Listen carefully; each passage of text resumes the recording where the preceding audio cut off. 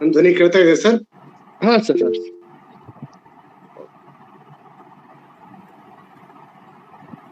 ಈಗ 6:11 ಆಗಿದೆ. ಅಂದ್ರೆ 6:50ಕ್ಕೆ ನನ್ನ ಮಾತುಗಳು ಮುಗಿಸ್ಬೇಕು. ಎಲ್ಲರಿಗೂ ನಮಸ್ಕಾರ. ನೀವು 1 ಗಂಟೆ ಮಾತಾಡಿದ್ರು ಏನ ತೊಂದರೆ ಇಲ್ಲ, ದಯವಿಟ್ಟು ಮಾತಾಡಿ. Okay sir, thank you sir.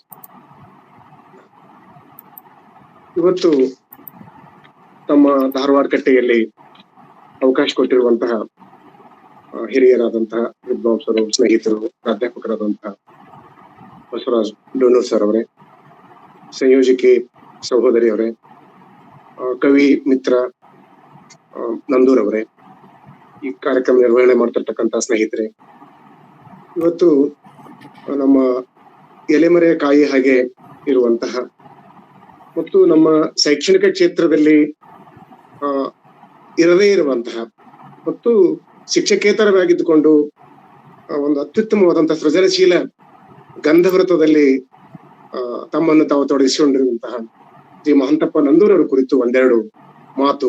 ಮೊದಲಿಗೆ ನಾನು ನನ್ನ ಮಾತುಗಳನ್ನು ಒಂದು 10 ಘಟಕಗಳಲ್ಲಿ ಮಾಡ್ಕೊಂಡಿದ್ದೇನೆ. ಮೊದಲು ಪರಿಚಯವನ್ನ, ಅವರ ಸಂಕ್ಷಿಪ್ತ ಪರಿಚಯ ಒಂದು 3-4 ನಿಮಿಷದಲ್ಲಿ, ಕೃತಿಗಳ ಪರಿಚಯ, ಅವರ ಇಡೀ ಕೃತಿಯ ಒಂದು ವಸ್ತು ವಿನ್ಯಾಸ, ಆ ಕೃತಿಯ ಶಿಲ್ಪ ವಿನ್ಯಾಸ, ಅದರ ರೂಪರೇಷೆ, ಕೃತಿಯ ಒಟ್ಟು ಸಾರ ಶಿಲ್ಪ, ಪ್ರಮುಖ ಸನ್ನಿವೇಶಗಳ ಒಂದು ನಿರ್ವಹಣೆ, ಒಂದು ಪಾತ್ರಗಳ ಚಿತ್ರಣ ಹೇಗಿದೆ ಅನ್ನೋದು, ಆಮೇಲೆ ಇಲ್ಲಿಗೆ ಭಾಷೆ, ಶೈಲಿ, ಛಂದಸ್ಸು, ಅಲಂಕಾರ, ನಿರೂಪಣಾ ವಿಧಾನ ಹೇಗೆ ಅನ್ನೋದು, ಕೃತಿಯ ಮೌಲ್ಯ ವಿವೇಚನೆ ಮಾಡುವುದು, ಕೊನೆಗೆ ಪ್ರಸ್ತುತತೆ, ಈ ಕೃತಿಯ ಇಂದಿನ ಅಗತ್ಯತೆ ಏನು. ಈ ಹಂತದಲ್ಲಿ ನಾನು ತಮ್ಮ ಮುಂದೆ ವಿಷಯವನ್ನ ಮಂಡಿಸಲಿಕ್ಕೆ ಪ್ರಯತ್ನ ಮಾಡ್ತೇನೆ. ಮಹಂತಪ್ಪ ನಂದೂರ್ ಅವರು ಮೂಲತಃ ಕಲಬುರಗಿ ಸಮೀಪದ ಪಟ್ಟಣ ಅನ್ನುವಂತ ಒಂದು ಹಳ್ಳಿಯಲ್ಲಿ, ಪಟ್ಟಣ ಅಂದ್ರೆ ಪಟ್ಟಣ ನಗರ ಅಲ್ಲ, ಅದು ಹಳ್ಳಿ ಊರು. ಇಲ್ಲಿ ಕಲಬುರಗಿ ಹತ್ರ ಡೋಣೂರ್ ಸರ್ ಗೊತ್ತಿರ್ತದೆ, ಕಡೆಗೆ ತಮ್ಮ ವಿಶ್ವವಿದ್ಯಾಲಯಕ್ಕೆ ಹೋಗುವ ಮಾರ್ಗದಲ್ಲಿ ಕಲಬುರಗಿಯಿಂದ ಒಂದು 10-12 ಕಿಲೋಮೀಟರ್ ಅಂತರದಲ್ಲಿ ಪಟ್ಟಣ ಅನ್ನುವಂತ ಒಂದು ಹಳ್ಳಿ ಇದೆ. ಆ ಹಳ್ಳಿಯಲ್ಲಿ ಒಕ್ಕಲ್ತನ ಮನೆತನ, ನಂದೂರ್ ಅನ್ನುವಂತ ಮನೆತನದಲ್ಲಿ ಬಸವಣ್ಣಪ್ಪ ಶಿವಲಿಂಗಮ್ಮ ಅನ್ನುವಂಥವರ ಒಬ್ಬ ಒಕ್ಕಲಿಗರು, ರೈತರ ಮನೆಯಲ್ಲಿ ಅವರು 1965ರಲ್ಲಿ ಜನಿಸ್ತಾರೆ. ಮುಂದಿನ ತಿಂಗಳಿಗೆ ಅವರ 60 ವರ್ಷ ಆಗ್ತದೆ. ಪ್ರಾಥಮಿಕ ಶಿಕ್ಷಣವನ್ನ ಅವರು ತಮ್ಮ ಊರಿನಲ್ಲೇ ಮುಗಿಸ್ತಾರೆ. ಪ್ರೌಢ ಶಿಕ್ಷಣವನ್ನ ಪಕ್ಕದ ಊರಾದಂತಹ ಕಡಗಂಚಿಯಲ್ಲಿ ಅವರು ಅಭ್ಯಾಸ ಮಾಡ್ತಾರೆ. BA ಪದವಿಯನ್ನ ಕಲಬುರಗಿಯ ಶರಣಬಸವೇಶ್ವರ ಕಲಾ ಮಹಾವಿದ್ಯಾಲಯದಲ್ಲಿ ಮುಗಿಸ್ತಾರೆ. ಆನಂತರ BD ಪದವಿಯನ್ನ ಸಹಿತ ಸರ್ಕಾರಿ ಶಿಕ್ಷಣ ಮಹಾವಿದ್ಯಾಲಯ ಕಲಬುರಗಿಯಲ್ಲಿ ಅವರು ಪೂರೈಸ್ತಾರೆ. ಅದಾದ ನಂತರ MA ಅರ್ಥಶಾಸ್ತ್ರ ಗುಲ್ಬರ್ಗಾ ವಿಶ್ವವಿದ್ಯಾಲಯದಿಂದ ಅವರು ಪಡಿತಾರೆ. ಇಷ್ಟು ಅವರು ಶೈಕ್ಷಣಿಕ ಹಿನ್ನೆಲೆ.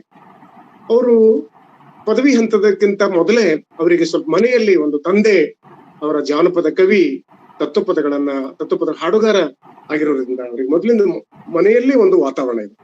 ಒಂದು ಪಟ್ಟಣ, ಕಡಗಂಚಿ, ಆಳಂದು ಈ ಭಾಗ ಸ್ವಲ್ಪ ಜಾನಪದ ಕವಿಗಳ ಒಂದು ಕನ್ಯೆ ನೆಲ ಅದು.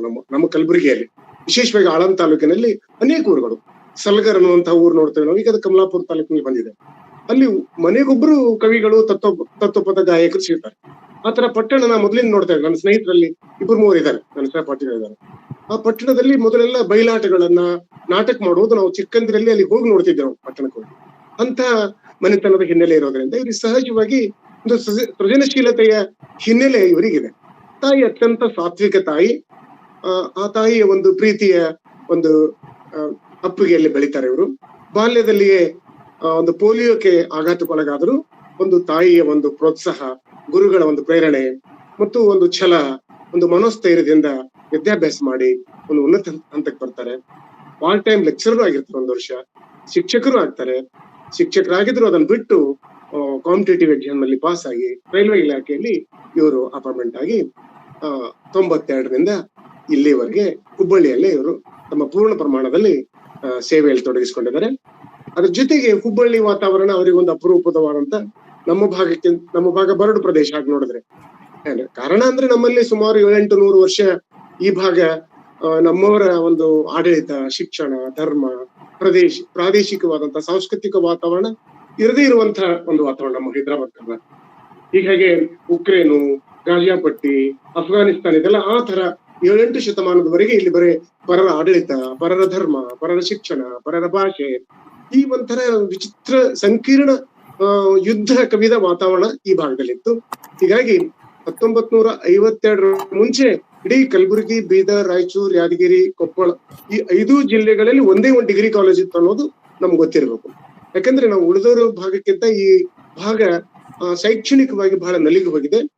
ಹಾಗೆ ನೋಡಿದ್ರೆ ಮಾಂತಪ್ಪನವರಾಗ್ಲಿ ನಾವಾಗ್ಲಿ ಈ ಭಾಗದ ಮೊದಲನೇ ಜನರೇಷನ್ ಶಿಕ್ಷಣ ಪಡೆದವರಲ್ಲಿ.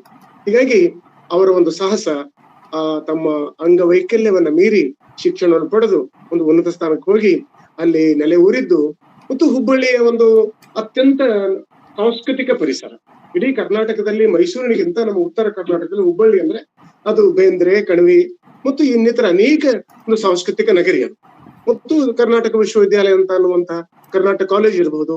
ಟೋಟಲಿ ಧಾರವಾಡ, ಹುಬ್ಬಳ್ಳಿ ಅನ್ನೋದು ಇಡೀ ನಾಡಿಗೆ ಒಂದು ಹೃದಯ ಕೇಂದ್ರ. ಅಲ್ಲಿ ಹೋಗಿದ್ದ ಪರಿಣಾಮದಿಂದ ಇವರು ಸಾಹಿತ್ಯದ ಕಡೆಗೆ ವಾಲ್ತಾರೆ. ಮತ್ತು ಅತ್ಯುತ್ತಮ ಅಲ್ಲಿಯ ಒಂದು ಗೆಳೆಯರ ಬಳಗ, ಗುರುಗಳ ಬಳಗ, ಹಿರಿಯರ ಬಳಗದ ಒಂದು ಸಾಂಗತ್ಯದಿಂದ ಇವರು ಕಾವ್ಯ ರಚನೆಗೆ ತೊಡಗುತ್ತಾರೆ. ಮೂಲತಃ ವಿದ್ಯಾರ್ಥಿ ಇದ್ದಾಗ್ಲೂ ಇವರು ಆಕಾಶವಾಣಿಯಲ್ಲಿ ಬರೆಯುವುದು, ಕವನ ವಾಚನ ಮಾಡೋದೆಲ್ಲ ಮಾಡಿರ್ತಾರೆ. ಅಲ್ಲಿಗೆ ಹೋದ ನಂತರ ಇವರು ಮೊಟ್ಟ ಮೊದಲು 2002ರಲ್ಲಿ ಉದಕದೊಳಗಣ ಬೆಂಕಿ ಅನ್ನುವಂತಹ ಒಂದು ಕವನ ಸಂಕಲನವನ್ನ ಪ್ರಕಟ ಮಾಡ್ತಾರೆ. ಮೊದಲಿಂದ ಮಹಾಂತಪ್ಪನವರಿಗೆ ಸಮಾಜದಲ್ಲಿಯ ಒಂದು ಅಸಮಾನತೆ, ಒಂದು ಅನ್ಯಾಯ, ಈ ಭ್ರಷ್ಟಾಚಾರ, ಒಂದು ಸಾಮಾಜಿಕ ಪ್ರಜ್ಞೆ ಇವರಿಗೆ ಮೊದಲಿಂದ ಕಾಡ್ತಾ ಇದೆ. ಒಂಥರ ಇವರು ಸಮಾಜದಲ್ಲಿ ನಡೀತಕ್ಕಂತ ಘಟನೆಗಳ ಬಗ್ಗೆ ಬಹಳ ಜಾಗರೂಕತೆಯಿಂದ ಪ್ರತಿಕ್ರಿಯೆ ಕೊಡುವಂತ ಮತ್ತು ಎಚ್ಚರಿಕೆಯಿಂದ ಹೆಜ್ಜೆ ಇಡತಕ್ಕಂತ ಒಂದು ಮನೋಧರಣೆಯ ವ್ಯಕ್ತಿಯಾಗಿದ್ರು. ಆ ದೃಷ್ಟಿಯಿಂದ ತಮ್ಮ ವ್ಯಕ್ತಿತ್ವದ ಆಲೋಚನೆಯೇ ತಮ್ಮ ಕಾವ್ಯಗಳಲ್ಲಿ ಅಭಿವ್ಯಕ್ತ ಮಾಡ್ಲಿಕ್ಕೆ ಅವರು ಪ್ರಾರಂಭ ಮಾಡ್ತಾರೆ. ಉದಕದೊಳಗಣ ಬೆಂಕಿ, ನೋಡ್ರಿ ಹೆಸರೇ ಉದಕದೊಳಗಣ ಬೆಂಕಿ ಅಂತ. ಇದು ಒಂದು ವಚನದ ಹಿನ್ನೆಲೆ ಆಗ್ ನೋಡಿದ್ರೆ ಜಡದಾಸನ ವಚನದಲ್ಲಿ ಬರ್ತದೆ. ಆ ಒಂದು ಶೀರ್ಷಿಕೆಯಲ್ಲಿ ಜೊತೆಗೆ ಪ್ರೀತಿ, ಪ್ರೇಮ ಇವೆಲ್ಲವ ಕವಿತೆಗಳು ಅಲ್ಲಿವೆ.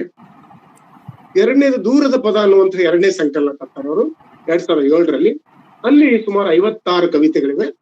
56 ಕವಿತೆಯಲ್ಲಿ ಮತ್ತು 2ನೇ ಭಾಗದಲ್ಲಿ ಅನೇಕ ಸುನೀತಿಗಳನ್ನ ಇವರು ಮೊದಲಿಂದ ಸುನೀತಿಗಳ ಕಡೆ ವಾಲ್ ಬಿಡ್ತಾರೆ. ಅಲ್ಲಿ 2ನೇ ಕವನ ಸಂಕಲನಲ್ಲೇ ಸುನೀತ ಬರೆಯುವುದು, ಸಾನೆಟ್ ಏನಂತೀವಲ್ಲ, ಅದ್ರಲ್ಲಿ ಕಾರಣ ಇವರಿಗೆ ಅಲ್ಲಿ ಚನ್ವೀರ್ ಕಣಿವೆಯವರು ಇರ್ಬೋದು, GSS ಇರ್ಬೋದು, ಇತ್ತೀಚೆಗೆ HS ವೆಂಕಟೇಶ್ ಮೂರ್ತಿ ಅವರು, ಇವರೆಲ್ಲ ಇವರಿಗೆ ಸುನೀತಗಳ ಬರಲಿಕ್ಕೆ ಮುಖ್ಯ ಪ್ರೇರಣೆ ಆಗಿದ್ದಾರೆ ಅಂತ ನಾವು ಅನ್ಬೋದು. ಅದು ಅವರಿಗೆ ಕೈ ಹಿಡಿತ ಸಿಕ್ಬಿಟ್ಟಿದೆ ಅವರಿಗೆ ಸುನೀತ ಬರೆಯುವುದು. ಯಾಕಂದ್ರೆ ನಮ್ಮ ಕಣಿವೆಯವರು ಅಂದ್ರೆ ಸುನೀತ ಅಂದ್ರೆ ಕಣಿವಿ. ಆ ಕಣಿವೆಯವರ ಪ್ರಭಾವದಲ್ಲಿ ಇವರು ಬಂದಿರೋದ್ರಿಂದ ಮತ್ತು ಅವರ ಅಭ್ಯಾಸದ ಬಲ, ಹೀಗಾಗಿ ಕಾವ್ಯದ ಕಡೆ ಬಹಳ ಆಸಕ್ತಿ ಇರೋದ್ರಿಂದ ಸುನೀತ ರಚನೆ ಇವರಿಗೆ ಒಂದು ಒಗ್ಗು ಬಿಟ್ಟಿದೆ. ಆಮೇಲೆ ಪ್ರಕೃತಿ, ಹೂವು, ಹಸಿರು, ಆಮೇಲೆ ಹೃದಯಕ್ಕೆ ತಂಪನಿಸುವಂತಹ ವಿಚಾರಗಳು, ತಮ್ಮ ಜೀವನ ದೃಷ್ಟಿಕೋನ ಮತ್ತು ಶರಣರ ಒಂದು ಪರಂಪರೆ ಇವರಿಗೆ ಬೆನ್ನಿಗಿರೋದ್ರಿಂದ, ಶರಣ ಸಾಹಿತ್ಯವನ್ನ ಬಾಲ್ಯದಲ್ಲಿ ಮತ್ತು ಕಾಲೇಜ್ ಮಟ್ಟದಲ್ಲಿ ಓದಿರೋದ್ರಿಂದ ಆ ಹಿನ್ನೆಲೆಯಲ್ಲಿ ಕವನಗಳನ್ನು ಬರ್ಲಿಕ್ಕೆ ಇವರು ಶುರು ಮಾಡ್ತಾರೆ. 2ನೇ ಕವನ. 3ನೇ ಕವನ ಸಂಕಲನ ಜೀವ ಕೊಳಲು. ಇದನ್ನು ಜೀವ ಕೊಳಲು ಅನ್ನೋದು ಒಂದು ನೋಡಿದ್ರೆ ಹೃದಯ, ಅದು ಉದಕ, ಅದು ಆ ತರನೇ ಬರ್ತದೆ.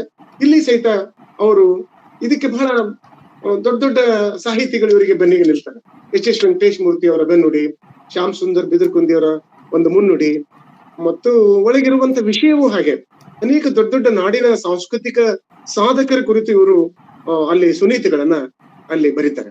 ವೆಂಕಟೇಶ್ ಕುಮಾರ್ ಅವ್ರದ್ದು, ಗಂಗೂಬಾಯಿ ಹಾನ್ಗಲ್ ಅವ್ರ ಬಗ್ಗೆ, ಪಂಡಿತ್ ಪುಟ್ಟರಾಜ್ ಗವಾಯಿಗಳ ಬಗ್ಗೆ, ರವೀಂದ್ರ ಟ್ಯಾಗೋರ್ ಬಗ್ಗೆ, ಪಾಟೀಲ್ ಪುಟ್ಟಪ್ಪನವ್ರ ಬಗ್ಗೆ, ಹೀಗೆ ತಮ್ಮ ಸ್ನೇಹಿತರ ಬಗ್ಗೆ, ಮಂಗಳೂರು ಮಠ ಅವರು, ಮುನೀಸ್ವಾಮಿ ಅವರು, ಚನ್ನಬಸಪ್ಪ, ವಿಷ್ಣು ನಾಯಕ್, ಗುರುಲಿಂಗಪ್ಪ ಚಲವಾದಿ, ಈ ಮುಂತಾದ ತಮ್ಮ ಆಪ್ತ ವಲಯ ಮತ್ತು ತಮಗೆ ಪ್ರೇರಕ ಶಕ್ತಿಯಾಗಿರುವಂತಹ ಒಂದು ಮಾದರಿ ವ್ಯಕ್ತಿಗಳ ಕುರಿತು ಇವರು ವ್ಯಕ್ತಿ ಚಿತ್ರಗಳನ್ನ ಕವನಗಳ ಮೂಲಕ ಬರ್ಲಿಕ್ಕೆ ಪ್ರಾರಂಭ ಮಾಡ್ತಾರೆ. ಇದು ಅವರ ಒಂದು ವಿಶೇಷವಾಗಿ 44 ಕವನಗಳಲ್ಲಿ ಅವರು ಯಾವುದೇ ಒಂದು ವ್ಯಕ್ತಿತ್ವ ನಿರಸನ ಅಂತೇವಲ್ಲ, ಡಿಪರ್ಸನಲೈಸೇಷನ್ ಅಂತೇವಲ್ಲ, ವ್ಯಕ್ತಿತ್ವದ ಪ್ರಶಂಸೆಯೂ ಇಲ್ಲ, ನಿರಾಶೆಯೂ ಇಲ್ಲ, ಕ್ಲೇಶಯೂ ಇಲ್ಲ ಮತ್ತು ನಕಾರಾತ್ಮಕವಿಲ್ಲದೆ ಒಂಥರ ಸೂಕ್ಷ್ಮ ಕುಸುರಿಗಾರಿಕೆಯಲ್ಲಿ ನವಿರಾಗಿ ಒಂದು ಲಾಲಿತ್ಯ ಪೂರ್ಣವಾಗಿ ಮೃದುವಾಗಿ ಮಧುರವಾಗಿ ಕವನ ಬರೆಯುವಂತಹ ಒಂದು ಸಾಧನೆ ಇವರು 3ನೇ ಕವನ ಸಂಕಲನದಲ್ಲಿ ಇವರಿಗೆ ಹಿಡಿತ ಬಂದ್ಬಿಡ್ತಾರೆ. ಅಷ್ಟರಲ್ಲೇ ಇವರು ಕಥೆ ಬರ್ಲಿಕ್ಕೂ ಪ್ರಾರಂಭ ಮಾಡ್ತಾರೆ. ನಮ್ಮ ಭಾಗದಲ್ಲಿ ಕತೆ ಬರೆಯೋದು ಅಂದ್ರೆ ಒಂದ್ ಬಹಳ ಜನಪ್ರಿಯ ಹವ್ಯಾಸ. ನಮ್ಮ ಭಾಗದಲ್ಲಿ ಕತೆ ಬರೆಯೋದು ವಿಶೇಷವಾಗಿ ನಮ್ಮ ಊರುಗಳೇ ನಮ್ಮ ಹಳ್ಳಿಗಳಲ್ಲಿ, ಕಲಬುರಗಿ ಭಾಗದಲ್ಲಿ ಹಳ್ಳಿಗಳಲ್ಲಿ ನಮ್ಮ ಸಣ್ಣ ಕೂಸುಗಳಿಗೆ ಒಂದು ಕಪಾಳದಾಗ ಕೊಟ್ಟರು ಒಂದ್ ಕತೆ ಹೇಳ್ತಂದ್ರೆ ಹೇಳ್ತಾರ ಅವ್ರು. ಆ ತರ ಒಂದ್ ಕತೆ ಹಿನ್ನೆಲೆ ನಮ್ ಕಡೆ ಇರ್ತದೆ. ಅಜ್ಜಿಯವ್ರ ಕತೆ ಹೇಳಿರ್ಬೋದು, ಅಣ್ಣಂದ್ರ ಕತೆ ಹೇಳಿರ್ಬೋದು, ಊರಿನ ಜಾನಪದ ಕತೆ ಇರ್ಬೋದು. ಈಗ ಇವ್ರ ಕತೆ ಕಡೆ ವಾಲ್ತಾರೆ. ಕತೆ ಒಳದ್ರು ಇವರು ನಮ್ಮ ಅಚ್ಚ ಕಲಬುರಗಿಯ ಕನ್ನಡದ ಭಾಷೆಯಲ್ಲಿ, ಆ ಭಾಷೆಯ ಸೊಗಡಿನಲ್ಲಿ ಈ ಪರಿಸರದ ಒಂದು ವಸ್ತುವನ್ನು ಇಟ್ಕೊಂಡು ಇಲ್ಲಿಯ ಕಂದಾಚಾರ, ಇಲ್ಲಿಯ ನಂಬಿಕೆ. ಕಲಬುರಗಿ ಅಂದ್ರೆ ಅತ್ಯಂತ ಕಂದಾಚಾರಕ್ಕೆ ಹೆಸರಾದಂತಹ ಪ್ರದೇಶ ಈ ಭಾಗ ಒಂದ್ ಕಾಲಕ್ಕೆ. ಅನೇಕ ಮೌಢ್ಯಗಳಿಗೆ ಈಡಾದಂತಹ ಪ್ರದೇಶ ಇದು. ಅವು ಐತಾರ ಅನ್ನೋದು ನೋಡ್ರಿ. ಐತಾರ ಅಂದ್ರೆ ಆದಿತ್ಯವಾರ, ಆದಿತ್ಯವಾರಿಗೆ ಐತಾರ ಅಂತಲ್ಲ, ನಮ್ಮಲ್ಲಿ ಗುರುವಾರಕ್ಕೆ ಬೇಯಿಸ್ತಾರ ಅಂತ ಈ ಪ್ರದೇಶದಲ್ಲಿ. ಅಲ್ಲಿ ವಿಶೇಷವಾಗಿ ನಮ್ಮಲ್ಲಿ ಯಾವುದೇ ಸಮುದಾಯ ಇರಬಹುದು, ಈ ಜಾತಿ ಬೇರೆ ಇರಬಹುದು, ಆದ್ರೆ ಎಲ್ಲ ಸಮುದಾಯಗಳಲ್ಲಿ ಒಂದು ಮೌಢ್ಯತೆ ಸಾಮಾನ್ಯವಾಗಿ ಎಲ್ಲ ಊರುಗಳಲ್ಲಿ ಸಿಗ್ತದೆ ನಮ್ಮಲ್ಲಿ. ಹೀಗೆ ಐತಾರ ಅಮಾವಾಸ್ಯೆ ಅನ್ನೋದು ಒಂದು ನಮ್ಮಲ್ಲಿ ಅದೊಂದು ಬಹಳ ವರ್ಷನಲ್ಲಿ 3-4 ಸಲ ಬರುವಂತ ಅಮಾವಾಸ್ಯೆಯಲ್ಲಿ ದೇವರ ಗುಡಿಗಳು ಹೋಗೋದು, ಗುಂಡ ಮುರುಗೋದು, ಅಲ್ಲಲ್ಲಿ ಹೋಗಿ ಮೌಢ್ಯಾಚರಣೆ ಮಾಡ್ಕೊಂಡು ಬರೋದು ಒಂದು ರೂಢಿ. ಆ ಹಿನ್ನೆಲೆಯಲ್ಲಿ ಅವ್ರ ಕಥೆಗಳನ್ನ ಬರೋದ್ ಮೂಲಕ ಒಂದು ಪ್ರಜ್ಞೆಯನ್ನ, ವಿದ್ಯಾವಂತರಲ್ಲಿ ಪ್ರಜ್ಞೆ ಮೂಡಿಸುವಂತ, ಈ ಮೌಢ್ಯಗಳಿಗೆ ಅರ್ಥ ಇಲ್ಲ, ಅರ್ಥರಹಿತ ಆಚರಣೆಯನ್ನು ಬಿಟ್ಟು ಅರ್ಥ ಸಹಿತವಾಗಿ ನಾವು ಬದುಕೋದ ಕಡೆಗೆ ಹೋಗ್ಬೇಕು ಅನ್ನುವಂತ ಆಲೋಚನೆಯಿಂದ ಈ ಕಥೆಗಳನ್ನ ಕಟ್ತಾರೆ. ಸುಮಾರು 12 ಕಥೆಗಳಿವೆ ಅಲ್ಲಿ. ಜೊತೆಗೆ ಇವರು ಅಲ್ಲಲ್ಲಿ ಬರೆದಂತಹ ವಿಮರ್ಶೆ ಲೇಖನಗಳ ಸಂಗ್ರಹ ಆನಂದ ನಿನಾದ ಅನ್ನುವಂತ ಒಂದು ಕೃತಿಯನ್ನು ಸಹಿತ ಇವ್ರು ತರ್ತಾರೆ. ಮುಂದೆ ನಾದಲೋಕದ ಪುಟ್ಟರಾಜ ಅನ್ನುವಂತ ಪಂಡಿತ್ ಪುಟ್ಟರಾಜ ಗವಿಗಳ ಬಗ್ಗೆ ಒಂದು ಮಕ್ಕಳಿಗಾಗಿ ಗದ್ಯ ಕೃತಿಯನ್ನ ಬರೆದಿದ್ದಾರೆ.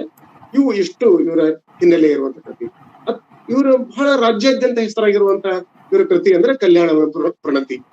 63 ವಚನಕಾರರ ಶರಣರ ಒಂದು ವ್ಯಕ್ತಿತ್ವ ವಿಕಸನವನ್ನ, ವ್ಯಕ್ತಿತ್ವವನ್ನ, ಅವರ ಜೀವನ ಮೌಲ್ಯಗಳನ್ನ 75 ಸುನೀತಿಗಳಲ್ಲಿ ಕಟ್ಕೊಡುವಂತ ಒಂದು ಪ್ರಯತ್ನವನ್ನ ಕಲ್ಯಾಣ ಎಂಬ ಪ್ರಣತಿ ಈ ಕೃತಿ ಮಾಡ್ತಾರೆ. ಇವರು ಕಾವ್ಯ ಜೀವನಕ್ಕೆ, ಇವರ ಒಂದು ಸೃಜನಶೀಲ ಒಂದು ಹಂತಕ್ಕೆ ಒಂದು ಒಳ್ಳೆಯ ಒಂದು ಚೌಕಟ್ಟನ್ನ, ಒಳ್ಳೆಯ ಹೆಸರನ್ನ ಒಂದು ಒಂದು ಒಂದು ಕೊಟ್ಟಂತ ಕೃತಿ ಇದು ಕಲ್ಯಾಣ ಎಂಬ ಪ್ರಣತಿ. ಬಹಳ ಇದು ರಾಜ್ಯ ಮಟ್ಟದಲ್ಲಿ ಹೆಸರಾಗ್ತದೆ.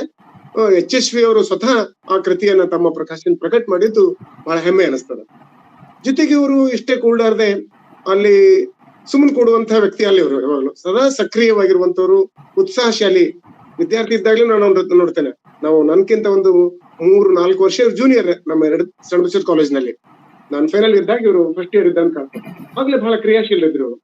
ಹಾಗೆ ಅಲ್ಲಿ ಹುಬ್ಬಳ್ಳಿಯಲ್ಲಿ ಹೋದ್ರು. ಅಲ್ಲಿ ಒಂಥರ ಬೇರೆ ಭಾಷೆಯ ವಾತಾವರಣದಲ್ಲಿ ರೈಲ್ವೆ ಇಲಾಖೆಯಲ್ಲಿ ಇದ್ರು, ಅಲ್ಲಿ ಒಂದು ಅಕ್ಷರ ಸಾಹಿತ್ಯ ವೇದಿಕೆ ಅನ್ನುವಂತ ಒಂದು ವೇದಿಕೆ ಕಟ್ಕೊಂಡು, ಅಲ್ಲಿ ಎಲ್ಲ ಗೆಳೆಯರ ಬಳಗ ಕಟ್ಕೊಂಡು, ಆ ರೈಲ್ವೆ ಕನ್ನಡ ಸಂಘದಲ್ಲಿ ಸ್ಥಾಪಿಸುವ ಮೂಲಕ ಅಲ್ಲಿ ಬಹುಭಾಷಿಕ ನೆಲೆಯ ಸಹೋದ್ಯೋಗಿಗಳೊಂದಿಗೆ ಕನ್ನಡದ ಒಂದು ಸಾಹಿತ್ಯ ಸಂಸ್ಕೃತಿ ಸಮ್ಮಿಲನವನ್ನು ಮಾಡುವಂತಹ, ಕನ್ನಡ ಪರ ಒಂದು ಜಾಗೃತಿಯನ್ನ, ಆ ವಾತಾವರಣ ನಿರ್ಮಿಸುವ ಕೆಲಸವನ್ನು ಮಾಡಿದ್ದಾರೆ ಅನ್ನೋದನ್ನ ನಾವಿಲ್ಲಿ ನೆನಪಿದ್ದೇವೆ. ಇಷ್ಟು ಇವರ ಸಾಹಿತ್ಯಿಕ ಹಿನ್ನೆಲೆ. ಇನ್ನು ನೇರವಾಗಿ ಕೃತಿ ಕಡೆ ಪ್ರವೇಶ ಮಾಡೋಣ. ಅರಿವೇ ಪ್ರಮಾಣ ಅನ್ನೋದು ಇವರ 8ನೆಯ ಕೃತಿ, 5ನೆಯ ಕಾವ್ಯ ಕೃತಿ ಇದು. ಇದರ ವಸ್ತು ಹೆಸರೇ ಹೇಳ್ತದೆ. ಅರಿವೇ ಪ್ರಮಾಣ ಅನ್ನೋದು ಒಂದು ವಚನಗಳ ಹಿನ್ನೆಲೆ ಅಂತ ಮೇಲ್ನೋಟಕ್ಕೆ ಅನಿಸ್ತದೆ. ವಚನಕ್ಕೆ ಸಂಬಂಧಪಡ್ತಕ್ಕಂತಹ ಕೃತಿ ಇದು. ವಚನಗಳಲ್ಲಿ ವಿಶೇಷವಾಗಿ ಶರಣರ ಒಟ್ಟು ಒಂದು ಸಮಗ್ರ ಒಂದು ಚಳುವಳಿ ಅನ್ಬಹುದು, ಸಮಗ್ರ ಅವರ ಒಂದು ಆಗಿನ ಕಾಲದ ಬದಲಾವಣೆಯ ಪರ್ವ ಅನ್ಬಹುದು, ಸಂಕ್ರಮಣದ ಸಾಧನೆ ಅನ್ಬಹುದು, ಅದನ್ನ ಸ್ಫೂರ್ತಿಯಾಗಿಟ್ಟುಕೊಂಡು ಇವರು ಸುನೀತಿಗಳಲ್ಲಿ, ಇಡೀ ಸುನೀತಿಗಳಲ್ಲಿ 375 ಸುನೀತಿಗಳಲ್ಲೇ ಬರೆದಂತ ಕಾವ್ಯ ಇದು. ಸುನೀತ ಮಹಾಕಾವ್ಯ ಅಂತಂದ್ರೂ ತಪ್ಪಿಲ್ಲ. ಯಾಕಂದ್ರೆ ನಮ್ಗೆ ಚಂಪು ಮಹಾಕಾವ್ಯ, ಷಟ್ಪದಿ ಮಹಾಕಾವ್ಯ, ತ್ರಿಪದಿ ಮಹಾಕಾವ್ಯ ಅಂತೀವಲ್ಲ ನಾವು. ಹಾಗೆ ಇದು ಸುನೀತ ಮಹಾಕಾವ್ಯ ಅಂದ್ರೂ ಅಡ್ಡಿಗಿಲ್ಲ. ಸುನೀತಗಳ ಪದ್ಯ ಕಾವ್ಯ ಅಲ್ಲ, ಸುನೀತಗಳ ಒಂದು ಅತ್ಯಂತ ಅದ್ಭುತವಾದಂತಹ 375 ಸುನೀತೆಗಳಲ್ಲಿ ಸುನೀತ ಅಂದ್ರೆ ವಿಚಾರ ನೋಡ್ರಿ, ಒಂದು 14 ಸಾಲಿನ ಪದ್ಯ.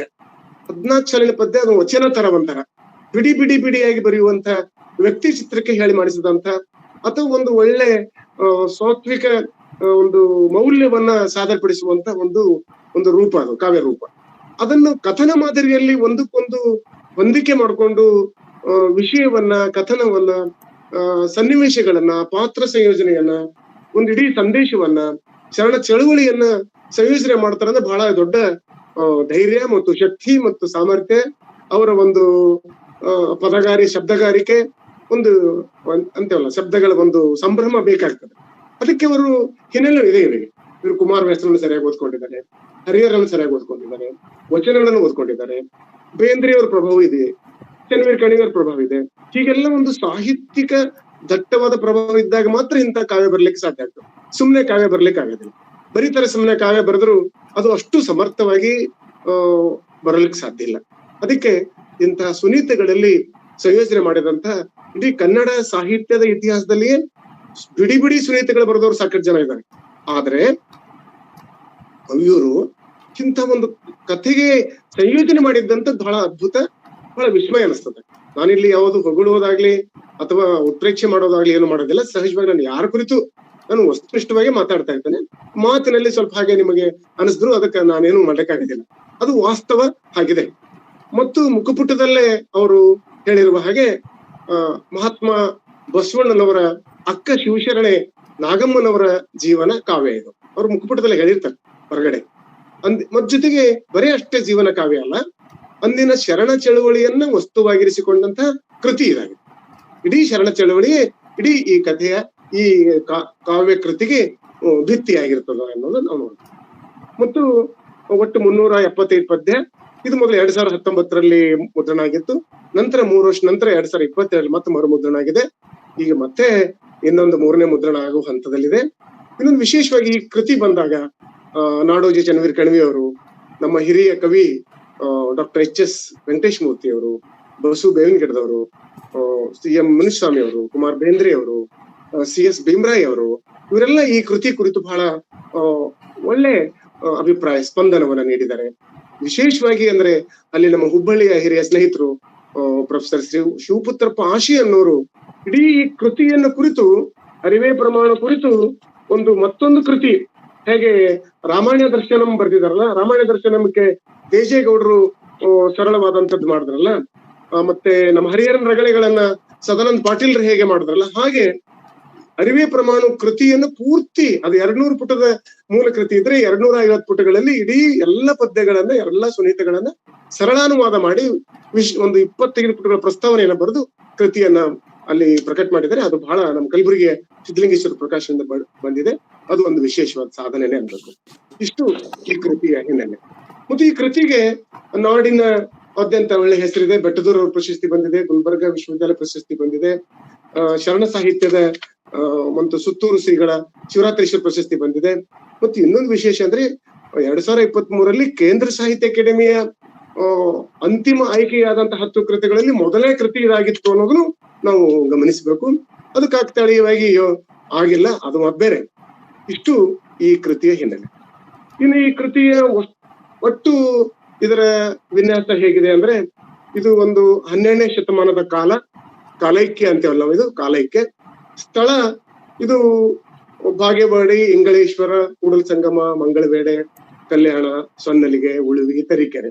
ಅಂದ್ರೆ ಶರಣರು ನಡೆದಾಡಿದ ನೆಲದಲ್ಲಿ ಓಡಾಡುವ ಕಾವ್ಯ ಇದು. ಇದು ಒಂದು ಸ್ಥಳೈಕ್ಯನೇ ಅನ್ಬೋದಿದೆ. ಕಾಲೈಕ್ಯ, ಸ್ಥಳೈಕ್ಯ, ಕ್ರಿಯೈಕ್ಯ, ಇಡೀ ಶರಣ ಚಳುವಳಿಯೇ ಇಡೀ ಈ ಕೃತಿಯ ಭಿತ್ತಿ. ಹೀಗೆ 3 ಕಾಲೈಕ್ಯ, ಸ್ಥಳೈಕ್ಯ, ಕ್ರಿಯೈಕ್ಯಗಳ ಸಮನ್ವಯ ಇದರಲ್ಲಿದೆ. ಈ ಇಡೀ ಕೃತಿಯ ಒಂದು ಶಿಲ್ಪ ವಿನ್ಯಾಸದ ಹಿನ್ನೆಲೆಯಲ್ಲಿದೆ ಅನ್ನೋದನ್ನ ನಾವು ಇಲ್ಲಿ ಗಮನಿಸಬೇಕು. ಒಟ್ಟು ಸಾರಾಂಶವನ್ನ, ಈ ಕೃತಿಯ ಸಾರಾಂಶವನ್ನ ಸ್ವಲ್ಪ ಒಂದು 10 ನಿಮಿಷದಲ್ಲಿ ನಾವು ಎಲ್ಲರಿಗೂ ಮನದಟ್ಟು ಮಾಡಬೇಕಾಗ್ತದೆ. ಒಟ್ಟು ಏನಾಗಿದೆ ಇಡೀ ಕೃತಿಯಲ್ಲಿ 375 ಪದ್ಯಗಳಲ್ಲಿರುವಂತ ಕಥೆ ಏನು ಅಂತಂದ್ರೆ, ಇಲ್ಲಿ ಬಾಗೇವಾಡಿ ಅಗ್ರಹಾರ ಬರ್ತದೆ. ಅಲ್ಲಿ ಬಾಗೇವಾಡಿಯ ಊರಿನ ಚಿತ್ರಣ ಕೊಡ್ತಾರೆ. ಊರಿನ ಚಿತ್ರಣ ಕೊಡುವಾಗ ಬರೀ ಬಾಗೇವಾಡಿ ಅನ್ಸೋದ್ರಲ್ಲಿ ನಮ್ಮೂರು ಇದೇ ತರ ಇದೆಯಲ್ಲ ಅಂತ ಅನಿಸ್ತದೆ. ಈ ಭಾಗದಲ್ಲಿ ಇರುವಂತ ಊರು, ಪಟ್ಟಣ ಇರ್ಬೋದು, ಕಡಗಂಚಿ ಇರ್ಬೋದು, ಯಾವುದೇ ಹಳ್ಳಿ ಇರ್ಬೋದು. ಆಗಿನ ಕಾಲದ 12ನೇ ಶತಮಾನದಲ್ಲಿ ಇದ್ದಂತ ಬಾಗೇವಾಡಿ ನೋಡಿರ್ಬೋದು ನೀವೆಲ್ಲ. ಇಲ್ಲೇ ಯಾವುದು ನಮ್ಮ ದೇವರಿಬ್ಬರಿಗೆ ಮುದ್ದೇಬಿಹಾಳ್ ನಡವರ್ಕೆ ಆಲ್ಮಟ್ಟಿ ನಡಬರ್ಕ್ ಬರುವಂತ ಬಾಗೇವಾಡಿ ಕಲಬುರಗಿಯಿಂದ ಸುಮಾರು 155 ಕಿಲೋಮೀಟರ್ ಅಂತರದಲ್ಲಿದೆ. ಆ ಬಾಗೇವಾಡಿ ಆಗ ಅಗ್ರಹಾರ ಇತ್ತು. ಅದರ ಮಾದರಸ, ಅದರ ಅಗ್ರಹಾರ ಅಧಿಪತಿ ಇದ್ದ. ಅವನು ಒಂದು ವೈದಿಕ ಹಿನ್ನೆಲೆಯಲ್ಲಿ ಬಂದಂತವರು. ಮೊದಲಿಗೆ ಅವರು ಮತ್ತು ವೈದಿಕ ಹಿನ್ನೆಲೆ, ಪುರುಷ ಪ್ರಭುತ್ವ, ಪುರೋಹಿತಶಾಹಿ ಈ ಹಿನ್ನೆಲೆ ಆಗಿತ್ತು 12ನೇ ಶತಮಾನದಲ್ಲಿ. ಅದು ವಾಸ್ತವ, ಅದು ಸರಿಯೋ ತಪ್ಪು ಅನ್ನೋದು ಆತ್ಮ ಬೇರೆ. ಆ ಹಿನ್ನೆಲೆಯಲ್ಲಿ ಆ ವ್ಯಕ್ತಿ ಮಾದರಸ ಸಹಜವಾಗಿ ಗಂಡು ಮಗು ಹುಟ್ಟಬೇಕನ್ನುವಂತ ಒಂದು ಅಭಿಲಾಷೆಯನ್ನು ಹೊಂದಿರ್ತಾನೆ. ಆದ್ರೆ ಆ ಸಂದರ್ಭದಲ್ಲಿ ಅವನ ಆಶೆಗೆ ಮೀರಿ ಹೆಣ್ಮಗು ಜನಿಸಿರ್ತದೆ. ಆ ಹೆಣ್ಮಗು ಜನಿಸಿದಾಗ ಅವನಿಗೆ ಸ್ವಲ್ಪ ನಿರಾಶೆ ಆಗ್ತದೆ. ಮಾದಲಾಂಬೆ ಅವಳಿಗೂ ಸ್ವಲ್ಪ ದುಃಖ ಆಗ್ತದೆ. ಎಲ್ಲ ಗಂಡು ಅಂತ ಹೇಳ್ತದೆ ನನ್ನ ಗಂಡ, ಆದ್ರೆ ಹೆಣ್ಣು ಹುಟ್ಟಿತು ಅಂತ ಅವಳು ಅಂತ. ಆದ್ರೂ ಅವಳು ಒಂದು ಒಳತೋಟಿ. ಅದೆಲ್ಲ ಬಹಳ ಬಹಳ ಸೂಕ್ಷ್ಮವಾಗಿ ಅವರು ಅಲ್ಲಿ ವಿಶ್ಲೇಷಣೆ ಮಾಡಿದ್ದಾರೆ. ಆದ್ರೂ ಅವಳು ಮತ್ತೆ ಮನೆಯಲ್ಲಿ ಚಿಕ್ಕತ್ತೆ ಇರ್ತಾಳೆ ಅವ್ರದ್ದು, ಅಂದ್ರೆ ಮಾದರಸನ ಸಹೋದರಿ ಇರ್ತಾಳೆ. ಅವಳು ಚಿಕ್ಕಂದಿನಲ್ಲಿ ವಿಧವೆ ಆಗ್ತಾಳೆ. ಆ ವಿಧವೆ ಆದಾಗ ಅವಳನ್ನ ನಡೆಸಿಕೊಳ್ಳುವಂತಹ ಒಂದು ಪುರೋಹಿತ ಮನೆತನ ಅಥವಾ ಒಂದು ವೈದಿಕ ಮನೆತನದಲ್ಲಿ ವಿಧವೆಯಾದ ಹೆಣ್ಮಗಳನ್ನ ಹೇಗೆ ಮಾಡ್ತಾರೆ ಅನ್ನೋದು ಅಲ್ಲಿ ಬಹಳ ವಾಸ್ತವಿಕವಾಗಿ ಚಿತ್ರಣ ಮಾಡ್ತಾರೆ. ಮಗು 5-6 ವರ್ಷದ ಮಗು ತನ್ನ ಅತ್ತೆಗೆ ಮಾಡುವಂತಹ ಮಾನಸಿಕ ಹಿಂಸೆ, ಅವಳ ತಲೆಯನ್ನ ಹೀಗೆ ಇದು ಮಾಡೋದು, ಅವಳಿಗೆ ವಿಧವೆ ಪಟ್ಟ ಕಟ್ಟಿ ಅವಳಿಗೆ ಅವಮಾನ ಮಾಡೋದು ನೋಡಿ ಬಹಳ ಮಾನಸಿಕವಾಗಿ ನಾಗಲಾಂಬಿಕೆಗೆ ಅಥವಾ ನಾಗಾಯಿಗೆ ಬಹಳ ಆಘಾತ ಆಗ್ತದೆ.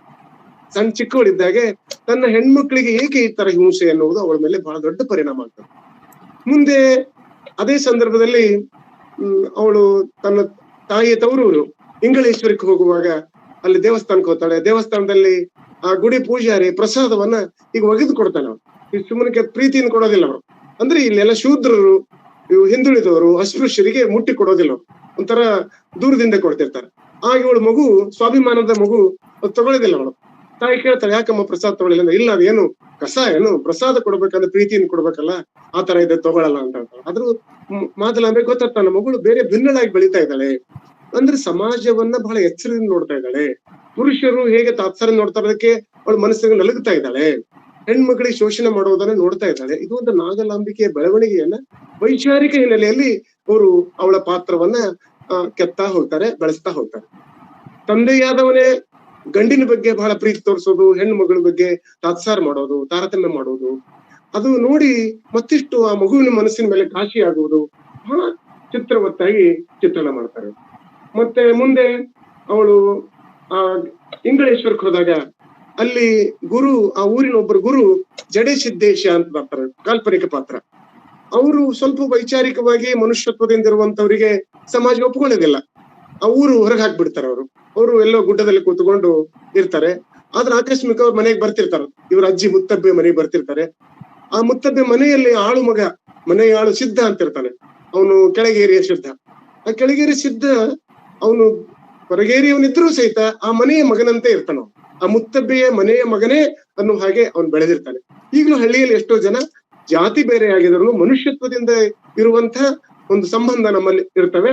ಆ ತರ ಮುತ್ತಬ್ಬೆ ಆ ಸಿದ್ಧನಿಗೆ ಮಗಳು ಇರ್ತಾರೆ, ಸುಮತಿ ಅಂತ. ಆ ಸುಮತಿ ನಾಗಲಾಂಬಿಕೆ ಗೆಳತಿಯರಾಗ್ತಾರೆ. ನೋಡ್ರಿ, ಹೇಗೆ ಬಾಲ್ಯದಲ್ಲಿಯೇ ಒಂದು ಜಾತಿಯನ್ನ ಮೀರಿದಂತಹ ಒಂದು ಸ್ನೇಹವನ್ನ ಆ ನಾಗಲಾಂಬಿಕೆ ಬೆಳೆಸ್ತಾಳೆ. ಮುಂದೆ ನಾಗಮ್ಮಳ ಕನಸಿನ ಗರಿಗಳು ಬಿಸ್ತೊಡುತ್ತವೆ. ಏನು ಅಷ್ಟರಲ್ಲೇ ಊರಲ್ಲಿ ಬಾಗೇವಾಡಿಯಲ್ಲಿ ಒಂದು ಘಟನೆ ಆಗ್ತದೆ. ಹೊರಗೇರಿಯ ಒಬ್ಬ ಮಗು ಗುಡಿಯೊಳಗೆ ನಡೆಯುವಂತ ಪೂಜೆಯನ್ನ ಬೆರಗಿನಿಂದ ನೋಡಿ ಅಲ್ಲಿ ಏನೋ ಕಟ್ಟೆ ಮೇಲೆ ಹೋಗ್ತಾನೆ. ಅದನ್ನ ನೋಡಿ ಪುರೋಹಿತರು ಆ ಮಗುವಿಗೆ ಶಿಕ್ಷೆ ಕೊಡ್ಬೇಕಂತೇಳಿ ತಯಾರಿ ಮಾಡ್ತಿರ್ತಾರೆ. ಅದಕ್ಕೆ ಶಿಕ್ಷೆ ಕೊಡುವಂತ ಅಗ್ರಹಾರದ ಹಿರಿಯ ಮಾದರ್ಸನ ಇರ್ತಾನೆ. ಮಾದರ್ಸ ಏನೋ ಶಿಕ್ಷೆ ಕೊಡುವಷ್ಟಿಗೆ ಕೇತನಿಗೆ ಶಿಕ್ಷೆ ಕೊಡ್ಬೇಕಲ್ಲ. ಈಗ ಅಸ್ಪೃಶ್ಯ ಒಬ್ಬ ಗುಡಿಯ ಪ್ರವೇಶ ಮಾಡಿದಾನೆ, ಪುರೋಹಿತರು ಮಂತ್ರವನ್ನು ಕೇಳಿದಾನೆ, ಅದಕ್ಕೆ ಶಿಕ್ಷೆ ಕೊಡಬೇಕು ಅನ್ನುವಂತ ವಾತಾವರಣದಲ್ಲಿ ಮಾದಲಾಂಬಿಕೆ ಗಂಡು ಮಿಗೆ ಹೆತ್ತಿರುವ ಸುದ್ದಿ ಬರ್ತದ. ಅವತ್ತೆ ಬಹಳ ಕುತೂಹಲದಾಯಕ ಸನ್ನಿವೇಶ. ಅಷ್ಟೊತ್ತಿಗೆ ಮಾದರ್ಸನ ಮನಸ್ಸೇ ಬದಲಾವಣೆ ಆಗ್ತದೆ. ಅಂದ್ರೆ ಬಸವಣ್ಣನ ಜನಿಸಿದ ಸಂದರ್ಭದಲ್ಲಿಯೇ ತಂದೆಯ ಮನಸ್ಸು ಸಹಿತ ಬದಲಾವಣೆ ಆಗ್ತದೆ. ಅವನು ಮಾನವೀಯತೆಯನ್ನು ನಡ್ಕೊಂಡು ಕೇತನಿಗೆ ಶಿಕ್ಷೆ ಕೊಂಡಾರದೆ ಅವನಿಗೆ ಬಿಟ್ಟು ಬಿಡ್ತಾರೆ. ಆ ಕೇತ ದೊಡ್ಡವನಾಗಿ ಅವನು ಬಸವಣ್ಣನ ಸ್ನೇಹಿತನಾಗ್ತಾನೆ ಅನ್ನೋದು ಮುಂದೆ ಬರ್ತದೆ. ಹೀಗೆ ಮುಂದೆ 12ನೇ ವಯಸ್ಸಿಗೆ ಬಾಲ್ಯ ವಿವಾಹ ಆಗುವ ಸಂದರ್ಭದಲ್ಲಿ ನಾಗಮ್ಮಳಿಗೆ ಅವಳ ಸೋದರ ಮಾವ ನೀಲಕಂಠನ ಮಗ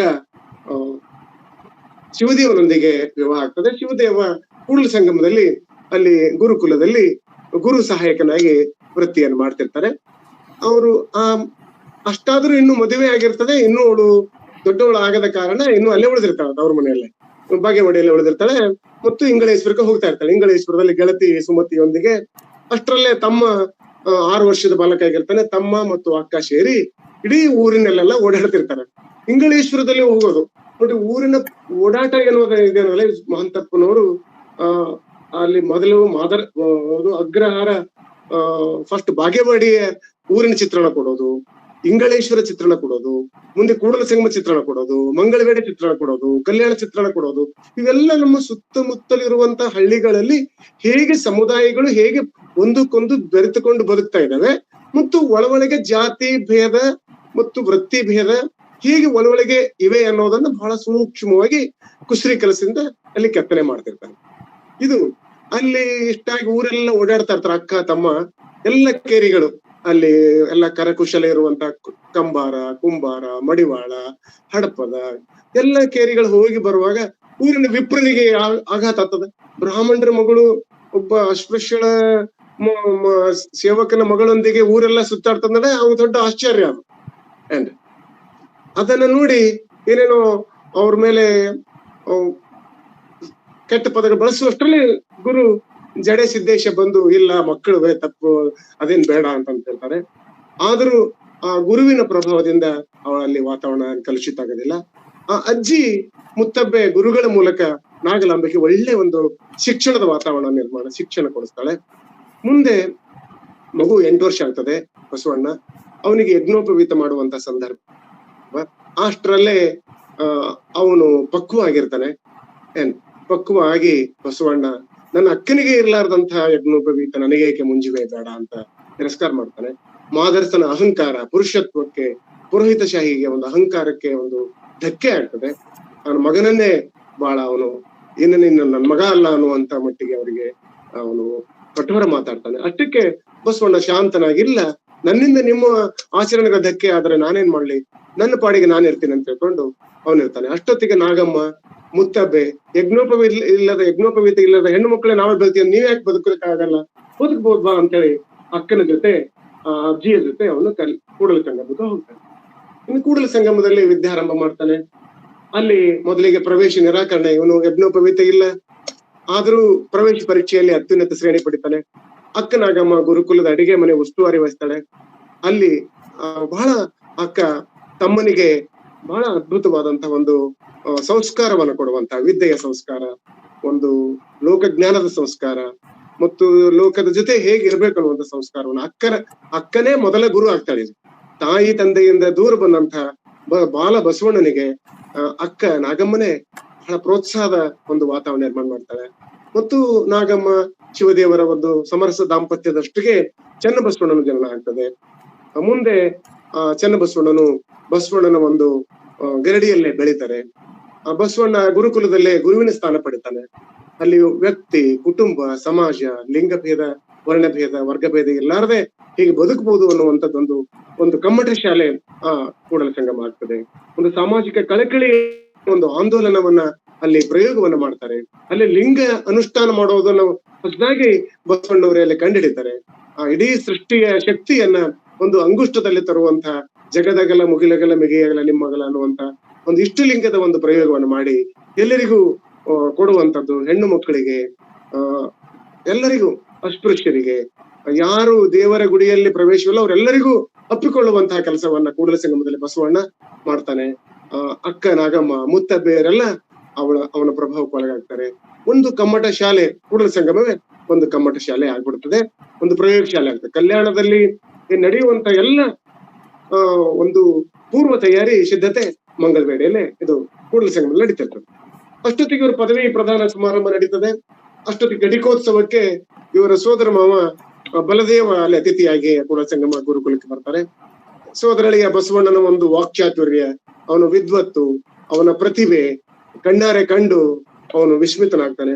ಅಷ್ಟೊತ್ತಿಗೆ ಮುತ್ತಬ್ಬೆ ತನ್ನ ಮಗನಿಗೆ ಹೇಳಿ, ಅವನ ಮಗಳು ನೀಲಗಂಗೆ ಅಂತ ಇರ್ತಾರೆ. ನೀಲಗಂಗೆ, ನೀಲಾಂಬಿಕಾ ಗಂಗಾಂಬಿಕಾ ಎರಡು ಸೇರಿ ನೀಲಗಂಗೆ ಒಂದೇ ಪಾತ್ರ ಆಗಿದೆ. ಆ ನೀಲಗಂಗೆಯನ್ನ ಬಸವಣ್ಣನ ಕೊಡು ಅಂತೇಳಿ ಅಜ್ಜಿ ಮುತ್ತಬ್ಬೆ ಹೇಳಿದಾಗ ಆ ಮಗ ಒಪ್ಕೊಳ್ತಾನೆ. ಇಂಥ ಪ್ರತಿಭಾವಂತ ಹಳೆಯ ಸಿಕ್ಕನಂತೇಳಿ ಅವನು ಸಂಭ್ರಮ ಪಡ್ತಾನೆ. ಮತ್ತೆ ದಾಂಪತ್ಯ ಮತ್ತೆ ಅವರ ಕುಟುಂಬ ಒಂದಾಗ್ತಾರೆ.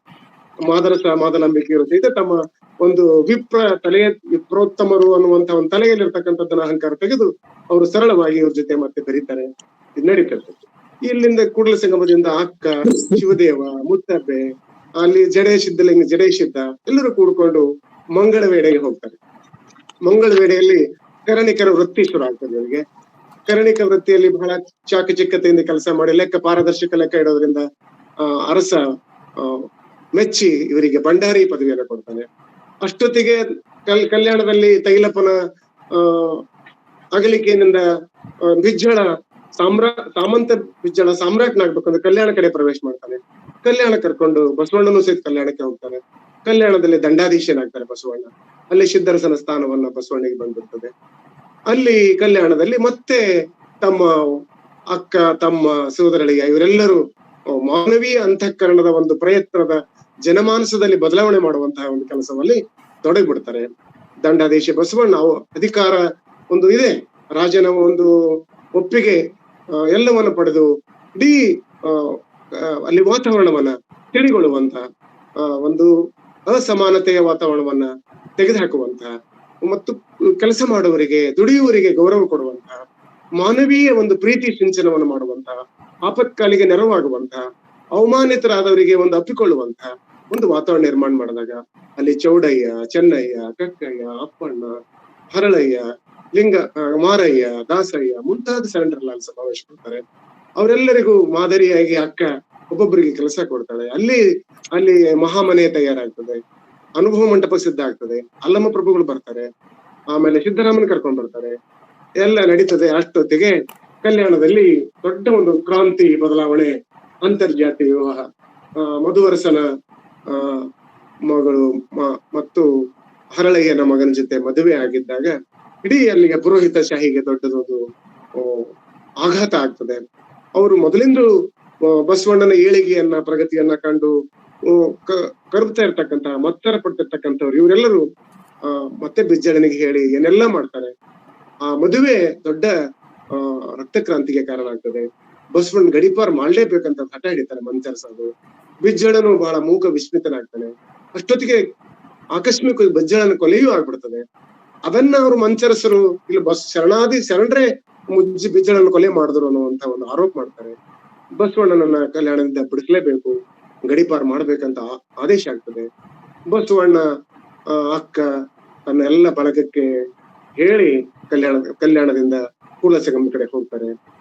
ಅಷ್ಟೊತ್ತಿಗೆ ಅಲ್ಲೆಲ್ಲ ಸೈನ್ಯ, ಹೊಸ ಸಾಮ್ರಾಜ್ಯ, ಹೊಸ ಒಂದು ರಾಜಕೀಯ ವಾತಾವರಣದಲ್ಲಿ ವಚನಗಳನ್ನ ಶರಣರನ್ನ ಕಗ್ಗೊಲೆ ಮಾಡುವಂತಹ ಒಂದು ವಾತಾವರಣ ನಿರ್ಮಾಣ ಆಗ್ತದೆ.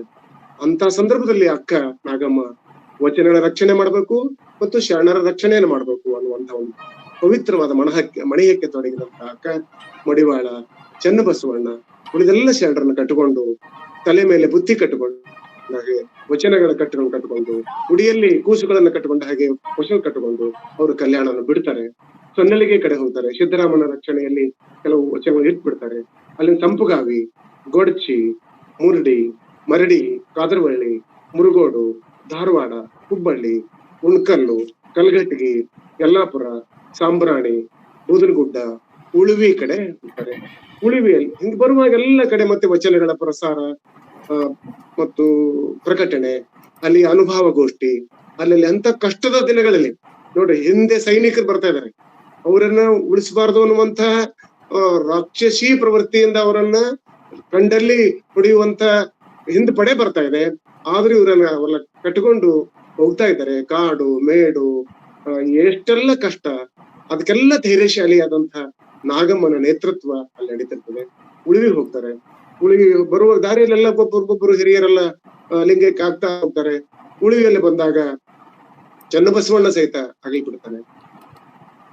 ಬಹಳ ಹೆತ್ತ ಕರುಳಿಗೆ ಆಘಾತ ಆಗ್ತದೆ ನಾಗಮ್ಮನಿಗೆ. ಈಗ ಒಂದ್ ಕಡೆಯಲ್ಲಿ ತನ್ನೆದುರಿಗೆ ಬೆಳೆದಂತ ತನ್ನ ಹಡೆದ ಕೂಸು ಮತ್ತು ತನ್ನ ಪರಿವಾರ ಎಲ್ಲವೂ ಅವಸಾನ ಆದಾಗ ಅವಳು ಮತ್ತೆ ಅಲ್ಲಿ ಉಳುವಿಯಿಂದ ಬಿಟ್ಟು ಅಲ್ಲಿ ತರೀಕೆರೆ ಕಡೆಗೆ ಹೋಗ್ತಾಳೆ.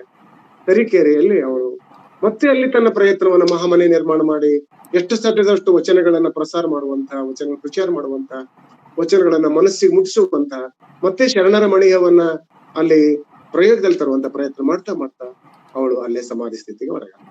ಇಷ್ಟು ಕತೆ ಟೋಟಲಿ ಇಡೀ ಇಲ್ಲಿ ಅರಿವೆ ಪ್ರಮಾಣದಲ್ಲಿ ಬರುವಂತ ಒಟ್ಟು ಕತೆ, ದೀರ್ಘವಾದಂತ ಕತೆ. ಇದು ವಿಶೇಷವೇನಿಲ್ಲಿ ಇನ್ನು ಇದರಲ್ಲಿ ನಾವು ಹೇಳ್ತಾ ಹೋದ್ರೆ ಇಲ್ಲಿ ಒಂದು ಸುಮಾರು ಸನ್ನಿವೇಶಗಳಿವೆ. ನಾನು ಈ ಇಡೀ ಕೃತಿಯಲ್ಲಿ ಒಂದು 50 ಸನ್ನಿವೇಶಗಳನ್ನ ಲೆಕ್ಕ ಹಾಕಿದ್ದೇನೆ. 50 ಸನ್ನಿವೇಶ. ಒಂದೊಂದು ಸನ್ನಿವೇಶ ಕನಿಷ್ಠ ಅಂದ್ರೆ ಒಂದು 2 ನಿಮಿಷ ಮಾಡ್ಬೇಕಾಗ್ತದ್ರು ಬೇಡಾಗ. ಸದ್ಯ ಇದರಲ್ಲಿ ಒಂದು 4-5 ಸನ್ನಿವೇಶ ಹೇಗೆ ವರ್ಣನೆ ಮಾಡ್ತಾರೆ ಕವಿಯವರು, ಆ ಸನ್ನಿವೇಶಗಳ ನಿರ್ವಹಣೆ ಮತ್ತು ವರ್ಣನ ವೈಖರಿ ಹೇಗಿದೆ ಅನ್ನೋದನ್ನ ಸ್ವಲ್ಪ ಸಾಂಕೇತಿಕವಾಗಿ ಒಂದೆರಡು ತಮ್ಮ ಮುಂದೆ ಸಮಕ್ಷಮಕ್ಕೆ ತರಲಿಕ್ಕೆ ಪ್ರಯತ್ನ ಮಾಡ್ತಾರೆ. ಮೊದಲಿಗೆ ಒಂದು ಹೆಣ್ಣಿನ ಒಳತೋಟಿ, ಮಾದಲಾಂಬೆ ತಾಯಿಯ ಒಳತೋಟಿ, ತನ್ನ ಹೇಗಿರ್ತದೆ ಅನ್ನೋದನ್ನು ಒಂದು ಮಾತೃ ವಾತ್ಸಲ್ಯದ ಮನೋಭಾವದ ಕವಿ ಆದವನಿಗೆ ಮಾತ್ರ ಇದು ಗೊತ್ತಾಗ್ತದೆ. ಪರಕಾಯ ಪ್ರವೇಶ ಅಂತೀವಲ್ಲ, ಮತ್ತೊಬ್ಬರ ಮನಸ್ಸಿಗಾದಂತ ನೋವು, ಆಘಾತ, ಅವರ ಒಂದು ವೇದನೆ, ಸಂವೇದನೆ ಹೇಗಿದೆ ಅನ್ನೋದಕ್ಕೆ ಇಲ್ಲಿ ಕೊಡ್ತಾನೆ. ಹೆಣ್ಣು ಹೆರುವ ನೋವು ಹೆರಿಗೆ ನೋವಿಗಿಂತ ಘೋರ. ನೋಡಿ, ಹೆಣ್ಣು ಹೆರುವ ನೋವು ಹೆರಿಗೆ ನೋವಿಗಿಂತ ಘೋರ. ಏನು ನೀಡಲಿ ರಾಯನಿಗೆ ಉತ್ತರ? ಎಲೆ ಮಾದಲೆ ಕರುಳು ಬಳ್ಳಿ ಹಸಿಗೆ ಹೆಣ್ಣು ಗಂಡೆಂಬುದುಂಟೆ, ಕಣ್ಣು ಕಾಣುವ ಬೆಳಕಲಿ ಭಾವಭೇದ ಉಂಟೆ, ಪ್ರಕೃತಿ ಪುರುಷ ಈ ಲೋಕದಾಟ, ಸಮವೇ ಸಾಗಬೇಕು ಓಟ. ಹೀಗೆ ಅವಳು ಹೇಳ್ತಿರ್ತಾಳೆ. ಅವಳ ಮಾತು ನೋಡಿದ್ರೆ ಈಗಲೂ ಸಹಿತ ಎಷ್ಟೋ ಜನ ಹೆಣ್ಣು ಹುಟ್ಟಿದ್ರೆ ಹುಣ್ಣು ಹುಟ್ಟಿತು ಅನ್ನುವಂಥದ್ದು, ಹೆಣ್ಣು ಯಾಕೆ ಹುಟ್ಟಿತು ಅನ್ನುವಂಥದ್ದು, ಸ್ತ್ರೀ ಭ್ರೂಣ ಹತ್ಯೆಗಳ ಕಾಲದಲ್ಲಿ ನಾವು ಬರುತ್ತಾ ಇದ್ದೀವಿ. 12ನೇ ಶತಮಾನದಲ್ಲಿ ಎಷ್ಟು ಆಘಾತ ಆಗಿರ್ಬೋದು, ಎಷ್ಟು ಅದರದೊಂದು ವ್ಯವಸ್ಥೆ ಅಧೋಗತಿಗಿಳಿದಿರ್ಬೋದು ಅನ್ನೋದನ್ನ ಅನೇಕ ಇಲ್ಲಿ ಘಟನೆಯನ್ನು ನೋಡ್ತೇವೆ. ಆದ್ರೂ ಅಲ್ಲಿ ಪುರೋಹಿತರು ಒಂದು ಹುಟ್ಟಿನ ಆಧಾರದ ಮೇಲೆ ಮಾಡ್ತಕ್ಕಂಥ ಕುಲ ಸೂಚಕ, ಪುರುಷ ಸೂಚಕ, ಸ್ತ್ರೀ ಸೂಚಕ, ಹೆಸರು ಕೋಶಗಳೊಳಗೆ ಕುಲದ ಪಾಷಾಣ ಪುರುಷ ಪಾಶ, ಹೆಸರಿನ ಎಳೆಯಿಂದಲೇ ತಣ್ಣಗೆ ಬಾಲೆಯ ಕೊಲೆ. ಹೆಸರಿಡ್ತಾ ಇಡ್ತಾನೆ ಒಂದು ಬಾಲೆಯನ್ನ ಹೇಗೆ ಅವರು ಆಹುತಿ ಮಾಡ್ತಾರೆ ಅನ್ನುವಂಥದ್ದು ಸೂಕ್ಷ್ಮವಾದಂತಹ ಎಳೆಯನ್ನ ಇವರು ಉಳಿಯುವುದೇನು ಅಳಿಯುವುದೇನು ಎದೆಗಪ್ಪಿದ ಸುಖ, ಎದೆಗಪ್ಪಿಕೊಂಡು ಬದುಕುವುದು ಬಹಳ ಮುಖ್ಯ ಅನ್ನೋದು ಆ ತಾಯಿ ಅಲ್ಲಿ ತನ್ನ ಕಾವ್ಯದಲ್ಲಿ, ಅಲ್ಲಿ ಸನ್ನಿವೇಶದಲ್ಲಿ, ಸಂಭಾಷಣೆಯಲ್ಲಿ ಹೇಳ್ತಾರೆ. ಕತ್ತಲೆ ಚಡೆಪಡಿಸುತ್ತಿದೆ ಬಿಡುಗಡೆಗಾಗಿ, ಸರಿ ಸಮಯಕ್ಕೆ ತೊಳೆಯುತ್ತಿದೆ ಇಳೆಗಂಟಿದ ಅಸ ವಿಷಯದ ಕೊಳೆ, ಹರಿಯುತ್ತಿದೆ ಸಮ ಹೊಂಬೆಳಕಿನ ಹೊಳೆ. ಹೀಗೆ ನಾಗಮ್ಮನ ಮನಸ್ಸಿನಲ್ಲಿ ಹೇಗೆ ಒಳತೋಟಿ ಬದಲಾವಣೆ ಆಗ್ತದೆ, ಬೆಳಿತಾಳೆ ಅನ್ನುವಂಥದ್ದನ್ನ ಅಲ್ಲಿ ಕೊಡು. ಇನ್ನು ಚಿಕ್ಕತ್ತೆ ಮನೆಯಲ್ಲಿರ್ತಕ್ಕಂಥ ಮಾದರಸರ ಸಹೋದರಿ ವಿಧವೆ ಆಗ್ತವೆ. ವಿಧವೆ ಆದಾಗ ಒಂದ್ ಸುದ್ದಿ ಬರ್ತದೆ, ಚಿಕ್ಕತ್ತೆ ವಿಧವೆಯಾದಳಂತೆ, ತುಂಬು ಸೆರಗು ಮುಚ್ಚಿದವಳನ್ನು ಜೀವಂತ ಶವದಂತೆ ಹಿತ್ತಲ ಕೋಣೆಗಳು ತಂದರು. ನಾಗಾಯಿ ಬಿಟ್ಟಲ ಗಣ್ಣುಗಳಲ್ಲಿ ಚಿತ್ರೀಕರಿಸಿಕೊಳ್ಳುವಂತೆ ಗಮನಿಸುತ್ತಿದ್ದಳು. ಸಹಿಸಬಾರದನು ಮೊಗದಲ್ಲಿ ಮುತ್ತಬ್ಬೆ ಕೈ ಎದೆ ಮೇಲಿತ್ತು, ಸೂತಕದ ಮನೆ ಸತ್ತ ಮನೆಯಲಾವರಿಸಿದ ಆತಂಕ ದುಃಖದ ಮೇಲೆ ಗಟ್ಟಿ ಕಾಲಿಟ್ಟು ಶಾಸ್ತ್ರ ಸೂಚನೆಯಂತೆ ಕರ್ಮ. ಕಿತ್ತಲ ಕೋಣೆ ಕಾಲ್ ಮುದುರಿ ಕುಳಿತ ಅತ್ತೆ, ಬಲಿಗಿಡುವ ಭಂಗಿ ಹರವಿಕೊಂಡಿದ್ದವು ಕಪ್ಪು ಕೂದಲ ರಾಶಿ. ಊರ ನಾಯಿಂದ ತಣ್ಣೀರಚಿದಾಗ ಚಟ್ಟನೆ ಚೀರಬೇಕೆನಿಸಿತು ತಡೆದು, ತಡೆಯಲಾರದ ಮೈ ನಡುಕ. ಹುಲುಸಾದ ಕೂದಲು ರಾಶಿ ಮೇಲೆ ಕತ್ತಿಯಾಡುವಾಗ ಮಿಡುಕುತ್ತಿದ್ದವು ಬೆರಳು. ಕತ್ತರಿಸುತ್ತಿರುವುದು ಹೆರಳು ಹೆಂಗರುಳು, ಸಹಿಸಲಾರದೆ ಸಹು ಕಣ್ಣೀರಾಗಿ ಸುರಿದು ಒದ್ದೆಯಾದ ಮೈ ಬಟ್ಟೆ. ಸಹಗಮನವೇ ಬೇಕಿತ್ತು ಒಮ್ಮೆಲೆ ಸಾಯುತ್ತಿದ್ದೆ, ಕುಂಕುಮ ಬಳಸಿ ಬಳೆಯೊಡೆದು ಹಾವು ಸಾಯಿಸಲು ಹುತ್ತ ಬಡಿದಂತೆ ಬಡಿದು. ಹೀಗೆ ಹಾವು ಸಾಯಿಸಲು ಹುತ್ತ ಬಡಿದಂತೆ ಅಂತ ಅನ್ನುವಂಥದ್ದು ಎಷ್ಟು ಸೂಕ್ಷ್ಮವಾದ ರೂಪಕ, ಒಂದು ರೂಪಕಗಳ ಒಂದು ಸಾಮ್ರಾಜ್ಯವೇ ಇಲ್ಲಿದೆ. ಇಡೀ ಕಾವ್ಯದ ಉದ್ದಕ್ಕೂ ಬಹಳ ಸೂಕ್ಷ್ಮವಾದಂತಹ ಬಹಳ ಪ್ರತಿಮಾ ರೂಪಗಳನ್ನ ತರ್ತಾರೆ. ಇದು ಕುಮಾರವ್ಯಾಸನ ಪ್ರಭಾವ ಇವ್ರ ಮೇಲೆ ಆಗಿದೆ ಅಂತ ಬಹಳ ಸಲ ನನಗೆ ಅನಿಸ್ತಿರ್ತದೆ. ಸರಿ, ಅಂತ ಅನೇಕ ಘಟನೆಗಳು ಮನೆಯಲ್ಲೇ ಭೇದ ಭಾವ ನಡೆದಾಗ ನೋಡಿ, ಮನೆಯಲ್ಲೇ ದೇವರ ಕೋಣೆ, ಹೆಣ್ಣು ಹೋಗಬಾರದ ಸ್ಥಳ, ಉಚ್ಚರಿಸಬಾರದ ಮಂತ್ರ, ಅಚ್ಚರಿಗೊಂಡ ನಾಗಲ ತೆರೆದಳು ಕೋಣೆಯ ಕಲ. ಕತ್ತಲು ಒಳ ಹಚ್ಚಿಟ್ಟ ದೀಪದ ಮಿಣುಕಲ್ಲಿ ಅರಗು ಕಂಡು ಬೆಳ್ಳಿ ಬಂಗಾರ ಮೂರ್ತಿಗಳು. ಎತ್ತಿಟ್ಟ ನೈವೇದ್ಯಕ್ಕೆ ಇರುವೆ ಸಾಲು, ಕೈ ಮುಟ್ಟಿದರು ದೇವರುಗಳು ಸಿಡಿದೇಳಲಿಲ್ಲವೆನ್ನುವ ಸಮಾಧಾನ. ಗುಡಿ ಗುಡ್ಡ ಮನೆ ದೇವರು ಇನ್ನೆಷ್ಟೋ, ಮತ್ತೆ ಬಾಗಿಲು ಮುಚ್ಚಿ ನೋಡಿದ ತಾಯಿ ಮೊಗದಲ್ಲಿ ಮುಗುಳ್ನಗು ಬಾಯಿ ಕಟ್ಟಿ. ಹೀಗೆ ಮನೆಯಲ್ಲಿ ಸಹಿತ ಹೇಗೆ ಭೇದ ಭಾವ ಅನ್ನೋದು ಇತ್ತು ಆಗಿನ ವಾತಾವರಣ ಅನ್ನೋದು ಇಲ್ಲಿ ಹೇಳ್ತಾರೆ. ಇದು ಈಗಿನ ಕಾಲ ಅಲ್ಲ, ನಾವು ಕಾವ್ಯ ಓದ್ತಾ ಹೋದ್ರೆ 12ನೇ ಶತಮಾನಕ್ಕೆ ಹೋಗ್ಬೇಕು. ಮತ್ತೆ ಈಗಿನ ಕಾಲದಲ್ಲಿ ಹೀಗಿದೆ ಅಂತ ಅನ್ನೋದನ್ನ ಅರ್ಥ ಇಲ್ಲ. ಮತ್ತೆ ಅಲ್ಲಿ ಬಾಲಕೇತ, ಅಸ್ಪೃಶ್ಯ ಕೇಳಿಯ ಕೇತ, ಮಗು ಗೊತ್ತಿಲ್ಲಾರದೆ ತಪ್ಪು ಮಾಡಿರ್ತದೆ. ಗುಡಿಯ ಬಾಗಿಲೊಳಗೆ ಇಣುಕಿರ್ತಾನ, ಅದೇ ದೊಡ್ಡ ಘಟನೆಯಾಗಿ ಹೀಗೆಲ್ಲ ಮಾಡ್ತಾರೆ. ಬಾಲಕೇತ ಏನೆಂದು ತಿಳಿಯದೆ ಗುಡಿಯ ಬಾಗಿಲು ಇಣುಕಿದ, ಕಟ್ಟಿಸಿದವರವರನ್ನು ಕೇಳಿದೆನೆಂದು ವೇದ, ಒಕ್ಕರ್ಲ ಒತ್ತಡುವುದೆ ಕಿವಿಗೆ ಸುಡುವ ಸೀಸ ಸುರಿಸಬೇಕೆಂದು. ಏನು ಅರಿಯದ ಬಾಲ ಮುಗ್ಧದೇ ಜೀವ, ಅಂತಃಕರಣ ಅಲಿಗಿದಂತೆ ದನಿದಗ್ಧ. ಹೆಬ್ಬಂಡೆಗಳಿಗೆ ತಿಳಿ ನೀರು ಸಲೆಯಿಡದಂತೆ ಇಬ್ಬನಿದಂತೆ ಅಂತಃಕರಣ ಅಪ್ಪನೆದ ಮೇಲೆ. ಅಮ್ಮನಿಗೂ ಇಂದು ಅಕ್ಕರೆಯಿಂದ ಕರೆದ ದನಿ, ಏನೋ ನಯವಿತ್ತು ಭಾಷೆಯಲ್ಲಿ ವಿನಯವಿತ್ತು. ಅಂತಃಕರಣಕ್ಕಂತಹ ಶಕ್ತಿಗೆ ಅಂತಃಕರಣ ಅಲ್ಲಿ ಮೂಡ್ತದ ಅನ್ನುವಂತಹ ಸನ್ನಿವೇಶ ಹೀಗೆ ಬರ್ತದೆ. ಈಗ ಅನೇಕ ಸನ್ನಿವೇಶಗಳು, ನೀವೆಲ್ಲ ಸುಮಾರು 50 ಸನ್ನಿವೇಶಗಳು ನಾನು ಇಡೀ ಈ ಕೃತಿಯಲ್ಲಿ ಉಲ್ಲೇಖ ಮಾಡಿದ್ದೇನೆ. ಅವೆಲ್ಲವನ್ನ ನಾನು ಮುಂದೆ ಲೇಖನವನ್ನ, ದೀರ್ಘ ಲೇಖನ, ಇದ್ರ ಮೇಲೆ ಹೇಗೆ 250 ಪುಟದ ಪುಸ್ತಕ ಬರೆದರು ಆಶಿಯವರು, ನಾನೊಂದು 50 ಪುಟದ ಲೇಖನ ಬರೆಯುವ ಸಾಧ್ಯತೆ ಇದೆ. ಎಲ್ಲ ಸನ್ನಿವೇಶಗಳು ಹೇಗೆ ಇವರು ನಿರ್ವಹಣೆ ಮಾಡ್ತಾರೆ, ಕಾವ್ಯದಲ್ಲಿ ಹೇಗೆ ಅಚ್ಚುಕಟ್ಟಾಗಿ ಸುನೀತಿಗಳಲ್ಲಿ ತರುವಂಥದ್ದು ನೋಡ್ರಿ. ಗದ್ಯದಲ್ಲಿ, ಕಾದಂಬರಿಯಲ್ಲಿ ಕಥೆಯಲ್ಲಿ ಹೆಣೆಯುವುದು ಬಹಳ ಸರಳ, ಆದ್ರೆ ಸುನೀತದಲ್ಲಿ ಸನ್ನಿವೇಶಗಳನ್ನ ಆ ಕಥೆಯಲ್ಲಿ ಎಲ್ಲೂ ತಪ್ಪಲಾರ್ದ ಹಾಗೆ, ಆ ಎಳೆ ದಿಕ್ಕು ತಪ್ಪಲಾರ್ದ ಹಾಗೆ ಸಂಯೋಜನೆ ಮಾಡುವಂತ ವಿಧಾನ ಇದೆಯಲ್ಲ, ಬಹಳ ಅದ್ಭುತ ಇದೆ. ಹೀಗೆ ಅನೇಕ ಗುಡಿಗಳಿಗೆ ಭೇದ ಭಾವ ಮಾಡುವಂತ ಪ್ರಸಂಗ, ಜಡಸಿದ್ದರೊಂದಿಗೆ ಮಗು ಮಾತಾಡುವ ಸಂದರ್ಭ, ಬಸವನ ಜನನದ ಸಂಭ್ರಮ, ಅಲ್ಲಿ ತಾಯಿ ಮಾದಲಂಬೆ ಎಷ್ಟು ಖುಷಿ ಪಡ್ತಾಳೆ ಮಗ ಹುಟ್ಟಿದಾಗ ಅನ್ನುವಂಥದ್ದೊಂದು ಅದೊಂದು ಬಹಳ ನೋಡ್ಬೇಕು, ಬಹಳ ಮಹತ್ವದ ಒಂದು ಪದ್ಯ ಅದು. ಅವ್ರಿಗೆ ಎಷ್ಟು ಖುಷಿ ಆಗ್ತದೆ ಅನ್ನುವಂಥದ್ದು, ಒಬ್ಬ ತಾಯಿಗೆ ಸಾರ್ಥಕ ಭಾವ ಹೇಗೆ ಮೂಡ್ತದೆ. ಕಣ್ಸ್ಪರ್ಶದ ಮನಸ್ಪರ್ಶವು ತನುಸ್ಪರ್ಶದ ಸ್ಫೂರ್ತಿ ನೋಡಿ, ಹೇಗೆ ಪದಗಳು ಹೇಗೆ ಬರ್ತಾವ ನೋಡಿ ಅವರಿಗೆ. ಆ ಪದಗಳ ಜಾಲ ಏನಿದೆಯಲ್ಲ, ಹರಿಹರ ಕುಮಾರವ್ಯಾಸ ವಚನಕಾರರನ್ನ, ಕೀರ್ತನಕಾರರನ್ನ, ರತ್ನಾಕರ ವರ್ಣಿಯನ್ನು ಓದ್ಕೊಂಡ್ರೆ ಮಾತ್ರ ಕವಿಗೆ ಇಂಥ ಒಂದು ಶಬ್ದ ಸಾಮರ್ಥ್ಯ ಸಿಗ್ಲಿಕ್ಕೆ ಸಾಧ್ಯ.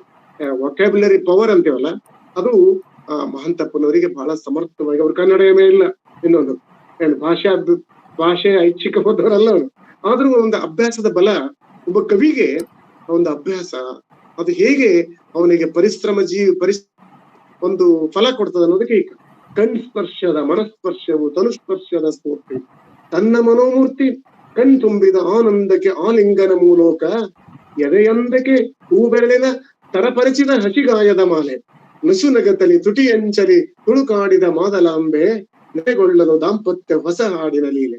ಇದು ಆ ಸನ್ನಿವೇಶ ಕೇಳ್ತಾ ಅದು ಆನಂದ ಪಡೋದೇ ಬಹಳ ಸಹೃದಯ ಸ್ಪಂದನೆ. ಅದನ್ನ ಓದ್ತಾ ಹೋದ್ರೆ ಅರ್ಥ ಆಗಲ್ಲ ಅಂತಲ್ಲ, ಅದನ್ನ ಸವಿಬೇಕು. ಆ ಘಟನೆ, ಆ ದೃಶ್ಯ, ಆ ತಾಯಿಗಾದಂತ ಖುಷಿ, ಮತ್ತು ಹೆತ್ತ ಹೆರಿಗೆಯ ನೋವು, ಹೆರಿಗೆ ಆದ ನಂತರ ತಾಯಿ ಪಡ್ತಕ್ಕಂಥ ಸಂಭ್ರಮ ಏನಿದೆಯಲ್ಲ, ಅದು ಬಹಳ ಅದ್ಭುತವಾದಂತಹ ಒಂದು ತಮ್ಮ ಮನೆಯಲ್ಲಿ ತಮ್ಮ ದಾಂಪತ್ಯದ ಘಟನೆಯೇ ಇಲ್ಲಿ ತಂದಿಟ್ಟರೇನೋ ಅಂತ ಅನಿಸ್ತದೆ. ಅರೆಗಳಿಗೆಯ ಆಡಂಬರದ ಆಕರ್ಷಣೆಯ ಕಣ್ಣಿಂಚು, ಮರುಗಳಿಗೆಗೆ ಕವಿದು ಕತ್ತಲಿಗೆ ಅತ್ತಲ ಹೊರಸುವ ಹಾದಿ, ದಾರಿಗಾಣದ ಗಾವಿಲನಂತೆ. ಹೀಗೆ ಚರ್ಚೆ ಮಾಡ್ತಾರೆ. ಅಲ್ಲಿ ಆ ಸನ್ನಿವೇಶಗಳನ್ನ ನಿರ್ವಹಣೆ ಮಾಡೋದು ಬಹಳ ಅಚ್ಚುಕಟ್ಟಾಗಿ ಕಲ್ತಾರೆ. ಮುತ್ತಬ್ಬೆ ಜಡಸಿದ್ದರಿಂದ ನಾಗಾಯಿಗೆ ವಿದ್ಯೆ ಕಲಿಸುವಂತ ಸನ್ನಿವೇಶ, ಬಸವ ಬೆಳೆಯುವಂಥದ್ದು, ಅಲ್ಲಿ ಕನ್ನಡ ಕಲಿಸುವಂತ ವಾತಾವರಣ ನಿರ್ಮಾಣ ಮಾಡ್ತಾರೆ. ಆ 79ನೇ ಪದ್ಯದಲ್ಲಿ ಹೇಗೆ ಕನ್ನಡ ಪ್ರೀತಿ ಕಾಣಿಸ್ತಾರೆ ಈ ಕವಿಗೆ ನೋಡಿ. ಎಳೆಬಾಯಲಿ ತಿಳಿನೀರು ಗಳಗಳನೆ ಇಳಿಯುವಂತೆ, ಮನಕ್ಕೆ ನುಡಿ ಭಾಷೆ ಕನ್ನಡ, ಮನೆಯ ಭಾಷೆ ಮನದ ಭಾಷೆ, ಊರ ಭಾಷೆ ಆಡಾಡುತ್ತ ಆರ್ಲಾದವು, ಕುಡಿದಾಡುತ್ತ ಕನ್ನಡ, ಚಿಕ್ಕಂದವು ತೇಲಾಡಲಿ ತಾಯಿ ಲೋಕವು ಕನ್ನಡ, ಜೀವ ಭಾಷೆ ಉಸಿರ ಭಾಷೆ ಹಸಿರ ಭಾಷೆ ಕನ್ನಡ, ಭಾವ ಭಾಷೆ ನಲಿದ ಭಾಷೆ ಕನಸು ಭಾಷೆ ಕನ್ನಡ, ಒಡಗೂಡಲು ಒಡಮೂಡಲು ನುಡಿವ ಭಾಷೆ ಕನ್ನಡ, ದೇವ ಭಾಷೆ ಸ್ವರ್ಗ ಭಾಷೆ ಮೇಲೆ ಕಲಿಯಲಿ, ಪ್ರಬುದ್ಧ ಬುದ್ಧಿ ಬಲಿಯಲಿ, ಅವಿತು ಮಗು ಅಕ್ಕನಡಿ ಜೀವ ರಕ್ಷೆ ಭಯದಲ್ಲಿ, ತಾಯಿ ಹಕ್ಕಿ ಪುಕ್ಕದಲ್ಲಿ ಮರಿ ಹಕ್ಕಿಯಂತೆ. ಹೀಗೆ ಆ ಕನ್ನಡವನ್ನು ಕಲಿಯುವಂತ ವಾತಾವರಣ ಹೇಗಿತ್ತಲ್ಲಿ, ಅಲ್ಲಿ ಮತ್ತು ಸಂಸ್ಕೃತದ ಪರಿಸರದಲ್ಲಿ ಕನ್ನಡವನ್ನು ಹೇಗೆ ಬೆಳೆಸಿದ್ರು ಅಕ್ಕನಾಗಲೆ ಮತ್ತು ಬಸವಣ್ಣ ಆ ಗುರುಕುಲದಲ್ಲಿ ಅನ್ನೋದು ಬಹಳ ಆಕರ್ಷಕವಾದಂತಹ ಸನ್ನಿವೇಶ. ಮುಂದೆ ಅವಳಿಗೆ ಬಾಲ್ಯ ವಿವಾಹ ಆಗ್ತದೆ. ಬಾಲ್ಯ ವಿವಾಹ ಆದಾಗ ಅವಳು ನೋಡ್ರಿ, ವಯಮುಟ್ಟದ ಮುನ್ನ ವಯಹರಿಯದ ಮುನ್ನ ಸಾಗರದೊಳಗೆ ತಳ್ಳಿದರನ್ನ ಈ ಜರಿಯದವಳ ಬಾವಿಗೆ ತಳ್ಳಿದಂತೆ. ಈ ಜರಿಯದವಳಿಗೆ ಬಾವಿ ತಳ್ಳದಂಗ ಆ ಮಗುವಿಗೆ ಮದುವೆ ಮಾಡಿದ್ರು. ತನ್ನಯ್ಯ ಬಾಳು ಮುಳುಗುವ ನಾವೆ, ತಿನ್ನುವ ಅನ್ನಕ್ಕೆ ತರತಮದೊಗ್ಗರಣೆ, ಬೀಸುವ ಗಾಳಿಯಲ್ಲಿ ಅಸಮದ ವಾಸನೆ, ಕೇಳುವ ಶಬ್ದಕ್ಕೆ ಮೇಲು ಕೀಳಿನ ಸೂತಕ, ನುಡಿಯುವ ನುಡಿಗೆ ಭೇದವ ಗಡಿಯು, ತೋರುವ ಬೆಳಕಲ್ಲೂ ವಿಷಮದ ಬಿಂಬ, ಹರಡಿದೆ ವಿಷ ಪಾಶದ ಎಳೆಯು ಹಾದಿಯ ತುಂಬ. ಎಷ್ಟು ಪದಗಳ ಒಂದು ಜಾಲ ಏನಿದೆಯಲ್ಲ, ಒಂದು ಸಂಭ್ರಮ, ಒಂದು ಪದಗಳೊಂದಿಗೆ ಆಟ ಆಡ್ತಾ ಕವನ ರಚನೆ ಮಾಡುವುದು ಆ ಕವಿಗೆ ಅದು ಕೌಶಲ್ಯ ಸಿಕ್ಬಿಟ್ಟಿದೆ. ಆ ಸ್ಕಿಲ್ ಅಂತೀವಲ್ಲ, ಆ ಪದ ರಚನೆಯ ಪದಶೈಲಿಯ ಒಂದು ಹಿಡಿತ ಆ ಕವಿಗೆ ಆಗಿದೆ. ಮುಂದೆ ಬಸವನ ಮುಂಜೆ ಪ್ರಸಂಗ ಬರ್ತದೆ. ಅಲ್ಲಿ ಕೂಡ ಸಂಗಮಕ್ಕೆ ಅಕ್ಕನ ಜೊತೆ ಹೋಗ್ತಾನೆ. ಅಲ್ಲಿ ಶಿವದೇವ ನಾಗಮ್ಮರ ಸಮರಸ ದಾಂಪತ್ಯ, 4-5 ಸಮರಸ ದಾಂಪತ್ಯಗಳ ಸನ್ನಿವೇಶ ಬಹಳ ಬ್ಯೂಟಿಫುಲ್ ಆಗಿ ಬಹಳ ಸುಂದರವಾಗಿ ಬರ್ತಾನೆ. ಅಲ್ಲಿ ಮಾದರಸ ಸಮರಸ ದಾಂಪತ್ಯ, ಶಿವದೇವ ನಾಗಮ್ಮರ ಸಮರಸ ದಾಂಪತ್ಯ, ಮತ್ತು ಬಸವಣ್ಣ ನೀಲಗಂಗೆಯರ ಸಮರಸ ದಾಂಪತ್ಯ, ಹೀಗೆ ಬಹಳ ಖುಷಿ ಕೊಡುವಂತ ಸನ್ನಿವೇಶಗಳು. ಇವೆಲ್ಲ ಓದುಗರು ಬಹಳ ಆಸ್ವಾದನೆ ಮಾಡುವಂತ ಸನ್ನಿವೇಶ. ಮುಂದೆ ಚನ್ನಬಸವನ ಜನನ, ಅಲ್ಲಿ ಲಿಂಗ ಪೂಜೆ ಮಾಡುವಂತ ಸನ್ನಿವೇಶ, ಅನುಭವಗೋಷ್ಠಿ ನಡೆಯುವಂತ ಸನ್ನಿವೇಶಗಳು, ಘಟಿಕೋತ್ಸವದಲ್ಲಿ ಬಸವನ್ನ ಮಾತಾಡುವಂತ ಸನ್ನಿವೇಶ, ಅಲ್ಲಿ ನಿಬ್ಬೆರಗಾಗಿ ಬಲದೇವ ಸೋದರ ನೋಡುವಂತ ಸನ್ನಿವೇಶ, ಮತ್ತೆ ಮಂಗಳ ವೇಳೆಗೆ ಹೋಗುವಂತ ಸನ್ನಿವೇಶ, ಕಲ್ಯಾಣಕ್ಕೆ ಹೋಗುವ ಸನ್ನಿವೇಶ, ಅಲ್ಲಿ ಬಸವಣ್ಣನಿಗೆ ಗಡಿಪಾರು ಮಾಡುವ ಶಿಕ್ಷೆ ಮಾಡುವಂತ ಸನ್ನಿವೇಶ, ಅಕ್ಕ ನಾಗಮ್ಮ ವಚನ ಸಂರಕ್ಷಣೆ ಮಾಡುವ ಸನ್ನಿವೇಶ, ಬಸವ ಸಮಾಧಿ ಸ್ಥಿತಿಗೆ ಹೋಗುವಂತ ಸನ್ನಿವೇಶ, ಇವೆಲ್ಲ ಒಂದೊಂದ್ಸಲ ಬರ್ತಾ ಬರ್ತಾ ಬರ್ತಾ ಸಂಭ್ರಮ ಘಟನೆಗಳು ಹೋಗ್ತಾ ಹೋಗ್ತಾ ದುರಂತದೆಡೆಗೆ ಕಾವ್ಯ ವಾಲ್ತಿರ್ತದೆ. ಅಲ್ಲಿ ಅಕ್ಕನಾಗಮ್ಮಳ ವಚನ ಸಂರಕ್ಷಣೆಯ ಹೊಣೆಯನ್ನು ಹೊರುವಂತ ಸನ್ನಿವೇಶ ನೋಡಿದ್ರೆ ಓದ್ತಾ ಹೋದ್ರೆ ಎಂತಹ ಪರಿಸ್ಥಿತಿ ಬಂತಲ್ಲಪ್ಪ ಅವರು ಬಸವಾದಿ ಶರಣರಿಗೆ ಅಂತೇಳಿ ಸೂಕ್ಷ್ಮ ಸಂವೇದನಾಶೀಲ ಓದುಗನಿಗೆ ಕಣ್ಣೀರು ಬರಿಸುವಂತ ಸನ್ನಿವೇಶಗಳು ಮಾಡ. ಬಸವಣ್ಣನಂತೂ ಅಲ್ಲಿ ಸಮಾಧಿಗೆ ಹೋಗುವಂತ ಅಪ್ಪಣ್ಣ ಸುದ್ದಿ ತಂದಾಗ ಅಕ್ಕನಿಗೆ ಜರ್ಜರಿತಳಾಗ್ಬಿಡ್ತಾನೆ. ತನ್ನೆದುರೇ ಬೆಳೆದಂತ ತನ್ನ ತಮ್ಮ, ಎಂತ ಕನಸನ್ನ ಈಡೇರಿಸಿದಂತ ತಮ್ಮ, ಇಡೀ ಜಗತ್ತನ್ನೇ ಬದಲಾವಣೆ ಮಾಡುವಂತಹ ಒಂದು ಚಾತುರ್ಯ ಇರುವಂತಹ ಒಂದು ಶಕ್ತಿಶಾಲಿ ಎಷ್ಟು ಆಘಾತಕ್ಕೊಳಗಾದನು ಅಂತೇಳಿ, ಆದ್ರೂ ಒಬ್ಬ ಹೆಣ್ಣಾದವಳು ಎಷ್ಟು ಸಮರ್ಥಳಾಗಿ ಬಂದಂತ ಸಮಸ್ಯೆನ ಹೇಗೆ ನಿಭಾಯಿಸ್ತಾಳ ಅನ್ನೋದು ಬಹಳ ಅಚ್ಚುಕಟ್ಟಾಗಿ ಅಲ್ಲಿ ತೋರಿಸ್ತಾರೆ. ಮುಂದೆ ಮಹಾಯಾತ್ರೆ ಪಯಣ ಶುರುವಾಗ್ತದೆ. ಆ ಪಯಣ ಸನ್ನಿವೇಶ ಸಹಿತ ನಮ್ಮಲ್ಲಿ ದಂಡಿನ ದಾರಿ ಅಂತಾರೆ ಎಂ ಕಲಬುರ್ಗಿಯವರು ತಮ್ಮ ಸಂಶೋಧನೆಯಲ್ಲಿ. ಇವರು ತಮ್ಮದೇ ಒಂದು ದಾರಿ, ಮಹಾಯಾತ್ರೆಯ ಒಂದು ಹಾದಿಯನ್ನ ನಮ್ಮ ಮಹಂತಪ್ಪನವರು ಹಾಕಿದ್ದಾರೆ. ಶ್ರೀಶೈಲ, ಹೀಗೆ ನಾನು ಮೊದಲೇ ಉಲ್ಲೇಖ ಮಾಡಿದಲ್ಲ, ಆ ಹಾದಿಯನ್ನ ತೋರಿಸ್ತಾರೆ. ಹೋದಲ್ಲೆಲ್ಲ ಇವರು ಬಹಳ ಅದ್ಭುತವಾದಂತಹ ಒಂದು ಅಲ್ಲೆಲ್ಲ ಶರಣರ ಒಂದು ಉಪಾಸನೆಯನ್ನ ಮಾಡ್ತಾರೆ. ಸಮಾಜಕ್ಕೆ ಎಷ್ಟು ಸಾಧ್ಯದ ಅಷ್ಟು ಎಚ್ಚರಿಕೆ ನೀಡುವಂತ ಕೆಲಸವನ್ನು ಮಾಡ್ತಾರೆ. ಉಳುವಿಗೆ ಹೋಗ್ತಾರೆ. ಉಳುವಿಯಲ್ಲಿ ಹೋದಾಗ ಅಲ್ಲಿ ಆ ಉಳುವಿಯ ಚಿತ್ರಣ ಕೊಡ್ತಾರೆ. 346 ಪದ್ಯ. ಉಳುವಿ ಶರಣ ತತ್ವ ಭಿತ್ತಿ ಕೆತ್ತಿದಂತೆ ದರ್ಶನ, ಉಳಿಯುವಂತೆ ಜೀವ ಜಗ ನಿತ್ಯ ಸತ್ಯ ಚಿರಂತನ, ಹಸಿರು ಕಾಡು ಹರಿದ್ವರ್ಣ ಅರಳು ಹೂವು ಸುವರ್ಣ, ಸ್ವರ್ಣ ಹಕ್ಕಿ ಹಾಡು ಮುಕ್ತ ಚಂದನಾದ ಕರ್ಣಾನಂದ, ಆವರಿಸಿದಂತೆ ಮನವಿಭೂತಿ ತನ್ನ ತಾನು ತೇಲು ರೂಪ ನಿರೂಪ ಅನುಭೂತಿ. ಅಲ್ಲೇ ಉಳುವಿಯಲ್ಲಿ ಉಳಿತಾರೆ. ಉಳುವಿಯಲ್ಲಿ ಉಳಿದಾಗ ಟೈಮ್ ಆಗ್ತಾ ಇದೆ, ನಾನು ಇನ್ನೊಂದು 5 ನಿಮಿಷದಲ್ಲಿ ಮುಗಿಸ್ತೀನಿ ಸರ್. ಅಲ್ಲಿ ಉಳುವಿಯಲ್ಲೇ ಲಿಂಗೈಕ್ಯ ಆಗ್ತಾರೆ ಚನ್ನಬಸವಣ್ಣ ಲಿಂಗೈಕ್ಯ ಆದ ತಕ್ಷಣ ಅಕ್ಕನಾಗಮ್ಮನು ಅಳುವಂತ ಸನ್ನಿವೇಶ ಕನ್ನಡದಲ್ಲಿ ಹರಿಶ್ಚಂದ್ರ ಕಾವ್ಯದಲ್ಲಿ ಬರುವಂತಹ ಚಂದ್ರಮತಿ ಪ್ರಲಾಪ, ಷಡಕ್ಷರ ದೇವನ ರಾಜಶೇಖರ ವಿಳಾಸದಲ್ಲಿ ತಿರುಕುಳುವಿನಾಚಿ ಪ್ರಲಾಪ ಏನ್ ಬರ್ತವಲ್ಲ, ಅದೇ ಮಾದರಿಯಲ್ಲೇ ಸಾವೇ ಕಾಯಿ ತೆಲೆ ಚೆನ್ನಿಗನೆ ಅಂತ ಹೇಳಿ ಚಂದ್ರಮತಿ ಹಾಡ್ತಲ್ಲ, ಆ ತರನೇ ಅಕ್ಕನಾಗಮ್ಮ ಅಳುವಂತ ಸನ್ನಿವೇಶ. ಎನ್ನ ಕರುಳಿನ ಶ್ರೀಗಂಧ, ಎನ್ನ ಕೊರಳಿನ ಮಹಾಲಿಂಗ, ಎನ್ನ ಮಡಿಲಿನ ಸುಗಂಧ, ಎನ್ನ ಒಡಲಿನ ಮಹದಾನಂದ, ಕಂದ ಎನ್ನ ಕಂದ ಎಳೆಗಾಯಿ ಬಲಿದು ಬೆಳೆಯಬಾರದೆ, ಹಸಿಗಾಯಿ ಹಿಸಿದು ಕಸಿಯಬಹುದೇ, ಅಯ್ಯ ಎಳೆಗರಿವಿನ ಎಳೆಗಂತಿಯ ನೆಳೆದೈವರೇ, ಅಯ್ಯೋ ಅಯ್ಯೋ ಎನಲೈವರೇ ಅನ್ನುವಂತ ಮಾತು ಓದ್ತಾ ಹೋದ್ರೆ ಮೈ ಜುಮ್ ಅಂತದೆ, ಕಣ್ಣೀರ್ ಬರ್ತಿರ್ತವೆ. ಅದನ್ನ ಬರೆದಂತ ಸಂದರ್ಭ ಅವರಿಗೆ ಗೊತ್ತು, ಆ ಅನುಭವ ಅವರಿಗೆ ಸಾಧ್ಯ. ಆದ್ರೂ ಚಿತ್ರವನ್ನು ಕೊಡ್ತಾರೆ. ಅಲ್ಲಿಂದ ಬಿಟ್ಟು ಅಕ್ಕ ಧೈರ್ಯಶಾಲಿ ಅಂತ ನಾಗಲಂಬಿಕೆ ಅದನ್ನ ಎದುರಿಸಿ ತನ್ನ ಕಣ್ಣೆದುರಿಗೆ ತಮ್ಮ ಮಗ ತೀರ್ಕೊಂಡ ನಂತರ ಅವಳು ಆದ್ರೂ ತನ್ನ ಕೆಚ್ಚೆದೆಯ ಧೈರ್ಯ ತಾಳಿ, ಮನಸ್ಥೈರ್ಯ ತಾಳಿ ಅವಳು ಮತ್ತೆ ತರೀಕೆರೆ ಕಡೆಗೆ ಹೋಗ್ತಾಳೆ. ಇದೆಲ್ಲ ಚಿತ್ರವನ್ನ ನಾವು ಮಾಡ್ತೇವೆ. ಈ ಕಾವ್ಯದಲ್ಲಿ ಮುಂದಿನ ಘಟನೆಗೆ ಬಂದ್ರೆ ಪಾತ್ರ ಚಿತ್ರಣಗಳು, ಪುರುಷ ಪಾತ್ರಗಳು, ಸ್ತ್ರೀ ಪಾತ್ರಗಳು, ಹಿರಿಯ ಪಾತ್ರಗಳು, ಕಿರಿಯ ಪಾತ್ರಗಳು, ಪರಗೇರಿಯ ಪಾತ್ರಗಳು, ಊರೊಳಗಿನ ಪಾತ್ರಗಳು, ಮೇಲ್ವರ್ಗದ ಪಾತ್ರಗಳು, ಕೆಳವರ್ಗದ ಪಾತ್ರಗಳು, ಅತ್ಯಂತ ಹೃದಯ ಸ್ಪರ್ಶಿ ಪಾತ್ರಗಳಲ್ಲಿ ಮುತ್ತಬ್ಬೆ, ಮಾದಲಾಂಬೆ, ಮತ್ತೆ ಶರಣೆಯರು, ಸುಮತಿ, ಕಲ್ಯಾಣಮ್ಮ, ಅಕ್ಕ ಮಹಾದೇವಿ ಎಲ್ಲ ಪಾತ್ರಗಳನ್ನು ಬಹಳ ಅಚ್ಚುಕಟ್ಟಾಗಿ ಜೀವಂತವಾಗಿ ಎಲ್ಲ ನಮ್ಮ ಎದುರು ಬಂದಿದಾರೇನೋ ಅನ್ನುವಂತೆ ಅವರು ಅಲ್ಲಿ ಚಿತ್ರಣ ಮಾಡಿದ್ದಾರೆ.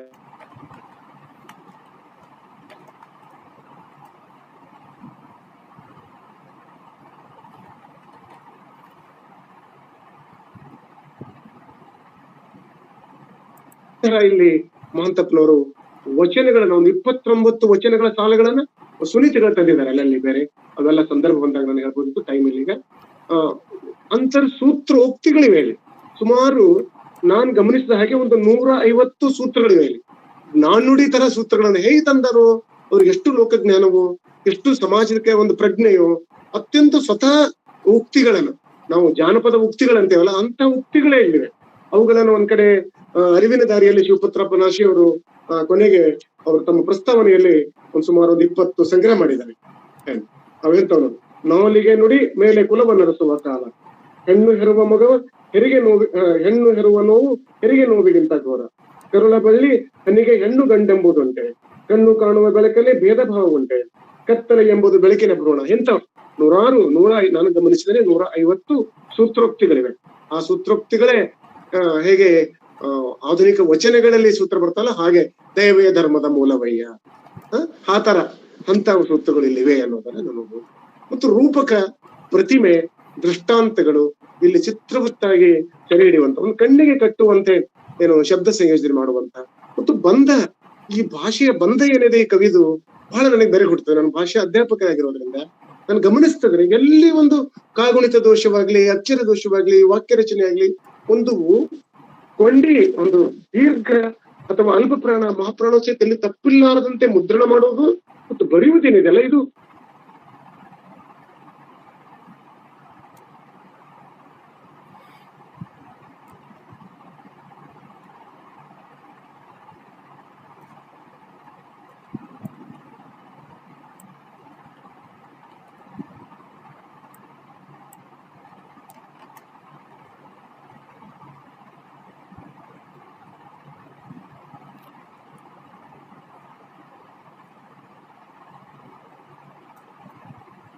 ಕವಿಗಳು. ಮತ್ತು ಆಲೋಚನೆಯ ದೃಷ್ಟಿಯಿಂದ, ಮನಸ್ಸಿನ ದೃಷ್ಟಿಯಿಂದ ದಲಿತ ಬಂಡಾಯದ ಕವಿ ಮಹಂತಪ್ಪನವರು 3 ವ್ಯಕ್ತಿತ್ವಗಳು ಅಡಗಿವೆ ಇದರಲ್ಲಿ. ನವೋದಯ ವ್ಯಕ್ತಿ, ಅದರ ಸ್ವಭಾವ ವ್ಯಕ್ತಿ, ನವೋದಯದ ತಾತ್ವಿಕ ಕೂತಿನವರು ಹಂಗೆ, ಅಥವಾ ನಮ್ಮ ಯಾರು ಕೆ ನರಸಿಂಹಸ್ವಾಮಿಯವರ ಹಾಗೆ, ಬೇಂದ್ರೆಯವರ ಹಾಗೆ ತಾತ್ವಿಕ ವ್ಯಕ್ತಿ ನವೋದಯದ.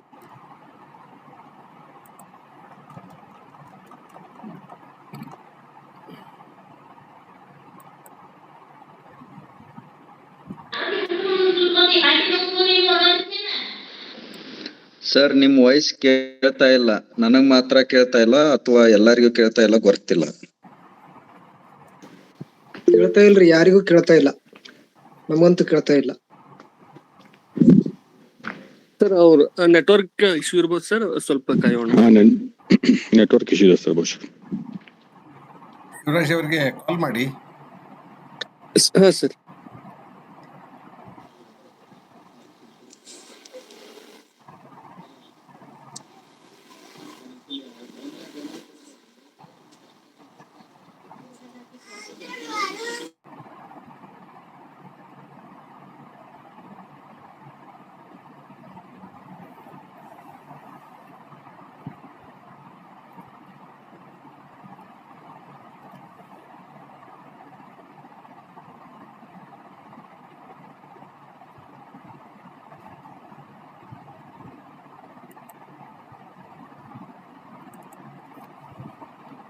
ಸರ್, ಅವ್ರು ಬೇರೊಂದು ಕಾಲಲ್ಲಿ ಇದ್ದಾರೆ ಸರ್.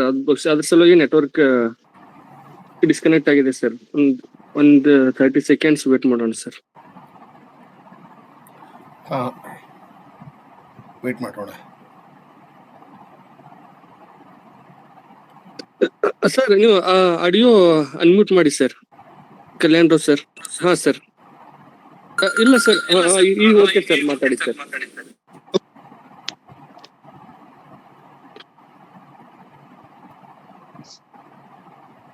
ಸರ್, ನಿಮ್ಮ ಧ್ವನಿ ಕೇಳಿಸ್ತಾ ಇಲ್ಲ ಸರ್. ಬಹುಶಃ ನೆಟ್ವರ್ಕ್ ಇಶ್ಯೂ ಇರ್ಬೋದು ಅನ್ಸುತ್ತೆ ಸರ್. ಸರ್ ಶುರು ಮಾಡ್ತೀನಿ ಸರ್. ಸರ್ ಈಗ ಕೇಳ್ತಾ ಇದೆ ಸರ್? ಈಗ ಹಾ ಸರ್. ಹಾ ಸರ್, ಕೇಳ್ತಾ ಇದೆನಾ? ಹಾ ಸರ್, ಕೇಳ್ತಾ ಇದೆ ಸರ್, ಮಾತಾಡಿ ಸರ್. ಒಂದ್ 5 ನಿಮಿಷದಿಂದ ಕಟ್ ಆಯ್ತೇನ್ ಸರ್ ಈಗ? ಹಾ ಸರ್, 2 ನಿಮಿಷ ಸರ್, 2 ನಿಮಿಷ. ಸರಿ ಸರ್. ಅಂದ್ರೆ ಒಟ್ಟು ಕೃತಿಯ ಒಂದು ಭಾಷೆ ಶೈಲಿ ಹೇಳ್ತಾ ಇದ್ದ ಕಟ್ ಆಯ್ತಾ? ಸರಿ. ನಂದೂರ್ ಸರ್ ಬಗ್ಗೆ ದಲಿತ ಬಂಡಾಯ ಕವಿ ಮತ್ತು ನವೋದಯ ಅದನ್ನೆಲ್ಲ ಹೇಳ್ತಾ ಇದ್ರಿ ಸರ್.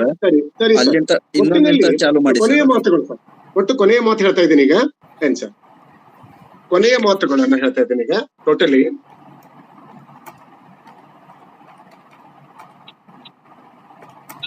ಸರ್, ಕೊನೆಯ ಮಾತುಗಳಲ್ಲಿ ಒಟ್ಟಿನಲ್ಲಿ ಈ ಕಾವ್ಯ ಓದುವುದರಿಂದ ಓದುಗನ ಮೇಲೆ ಆಗುವಂತ ಪರಿಣಾಮ ಏನು ಅನ್ನೋದು ನಾನು ಕಂಡ್ಕೊಂಡಂತೆ. ಕೇಳ್ತಾ ಇದೆ ಸರ್? ಹಾ ಸರ್, ಕೇಳ್ತಾ ಇದೆ. ಒಟ್ಟಿನಲ್ಲಿ ಒಂದು ವಚನಕಾರರ ಒಂದು ವಚನಗಳ ಓದುವಿಕೆಯಿಂದಾಗ್ಲಿ, ಒಂದು ಮಾನವೀಯ ಮೌಲ್ಯಗಳ ಕೃತಿಯನ್ನು ಓದುವುದರ ಮೂಲಕವಾಗ್ಲಿ, ಒಂದು ಅತ್ಯುತ್ತಮವಾದ ಮಹಾಕಾವ್ಯ ಓದುವುದರ ಮೂಲಕವಾಗ್ಲಿ, ಅದು ಯಾವುದೇ ಇರ್ಬೋದು, ಅದರ ಪರಿಣಾಮ ಏನು ಅಂದ್ರೆ ನಮ್ಮ ಜೀವನವನ್ನ ಸರಿಪಡಿಸಿಕೊಳ್ಳುವುದು, ನಮ್ಮ ಬದುಕನ್ನ ಹಸನು ಮಾಡಿಕೊಳ್ಳುವುದು, ಒಟ್ಟು ಸಾಮರಸ್ಯದ ಜೀವನವನ್ನ ಸಾರ್ಥಕಪಡಿಸಿಕೊಳ್ಳುವುದು ಇಂಥದ್ದನ್ನ ಈ ಕಾವ್ಯವು ಅದೇ ಹೇಳ್ತದೆ. ಒಟ್ಟಿನಲ್ಲಿ ಒಬ್ಬ ಹೆಣ್ಣಾಗ್ಲಿ ಗಂಡಾಗ್ಲಿ, ಒಬ್ಬ ಊರ್ ಹೊರಗಿರ್ಲಿ ಊರ್ ಒಳಗಿರ್ಲಿ, ಸಣ್ಣ ಕೆಲಸ ಮಾಡ್ಲಿ ದೊಡ್ಡ ಕೆಲಸ ಮಾಡ್ಲಿ, ಯಾವುದೇ ವೃತ್ತಿಯಲ್ಲಿರ್ಲಿ, ಅಲ್ಲಿ ತಮ್ಮ ಒಂದು ವೃತ್ತಿ ಘನತೆಯಿಂದ ಗೌರವದಿಂದ ಬದುಕಬೇಕು. ಅವನು ತನ್ನ ಆತ್ಮವಿಶ್ವಾಸ ಕಳ್ಕೊಳ್ಬಾರ್ದು, ಮನೋಸ್ಥೈರ್ಯವನ್ನು ಕಳ್ಕೊಳ್ಬಾರ್ದು. ಆಪತ್ಕಾಲಿಕ ನೆರವಿನ ಹಸ್ತಕ್ಕೆ ಅವನು ತನ್ನ ಒಡ್ಕೊಳ್ಬೇಕು. ಮತ್ತು ಸಮಾಜದಲ್ಲಿ ಸೌಮ್ಯತೆಯಿಂದ ಸಹಜತೆಯಿಂದ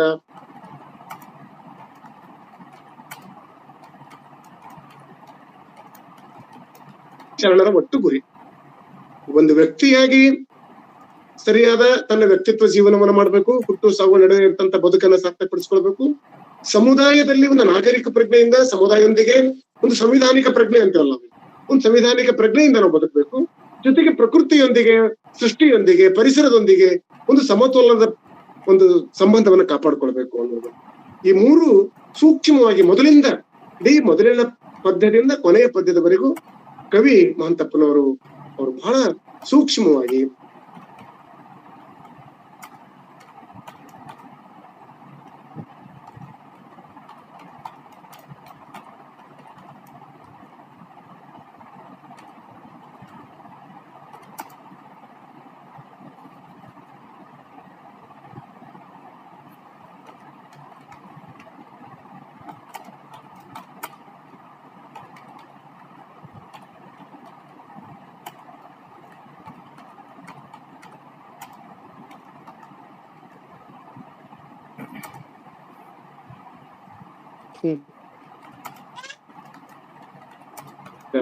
ಮಹಾಂತಪ್ಪ ನಂದೂರ್ ಮನ ಅಂತ ಮನ ಅವರು ಮಹಾ ಮತ್ತು ನಂದ ಎರಡೂ ಸೇರಿದ್ರೆ ಮಹಾನಂದ.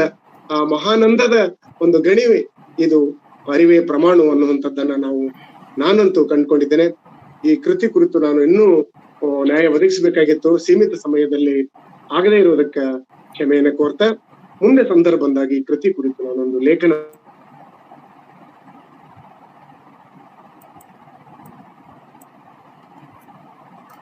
ಕೇಳುಗರಿಗೆ, ಸ್ನೇಹಿತರಿಗೆ, ಈ ಒಂದು ಕೃತಿಯನ್ನು ನನಗೆ ತಲುಪಿಸಿದಂತಹ ಕವಿ ಮಿತ್ರರಿಗೆ, ಅರಿವಿನ ದಾರಿಯನ್ನು ಬರೆದಂತಹ ಶಿವಪುತ್ರ ಅವರಿಗೆ, ಈ ಕೃತಿ ಕುರಿತು ಅನೇಕ ಲೇಖನಗಳನ್ನು ಬರೆದಂತಹ ಎಲ್ಲ ಸ್ನೇಹಿತರಿಗೆ, ನಮ್ಮ ಹುಬ್ಬಳ್ಳಿಯ ಧಾರವಾಡದ ಕನ್ನಡ ನಾಡಿನ ಸಾರಸ್ವತ ಲೋಕದ ಸಹೃದಯ ಲೋಕಕ್ಕೆಲ್ಲರಿಗೂ ಶರಣಾರ್ಥಿ, ನಮಸ್ಕಾರ.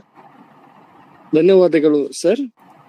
ಈಗ ಕೃತಿಕಾರರ ನುಡಿಗಳು ಸರ್, ಪ್ಲೀಸ್.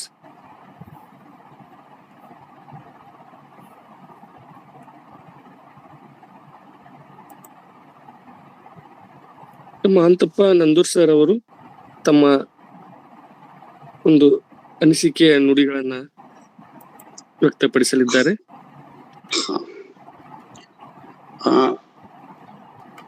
ಎಲ್ರಿಗೂ ನಮಸ್ಕಾರ.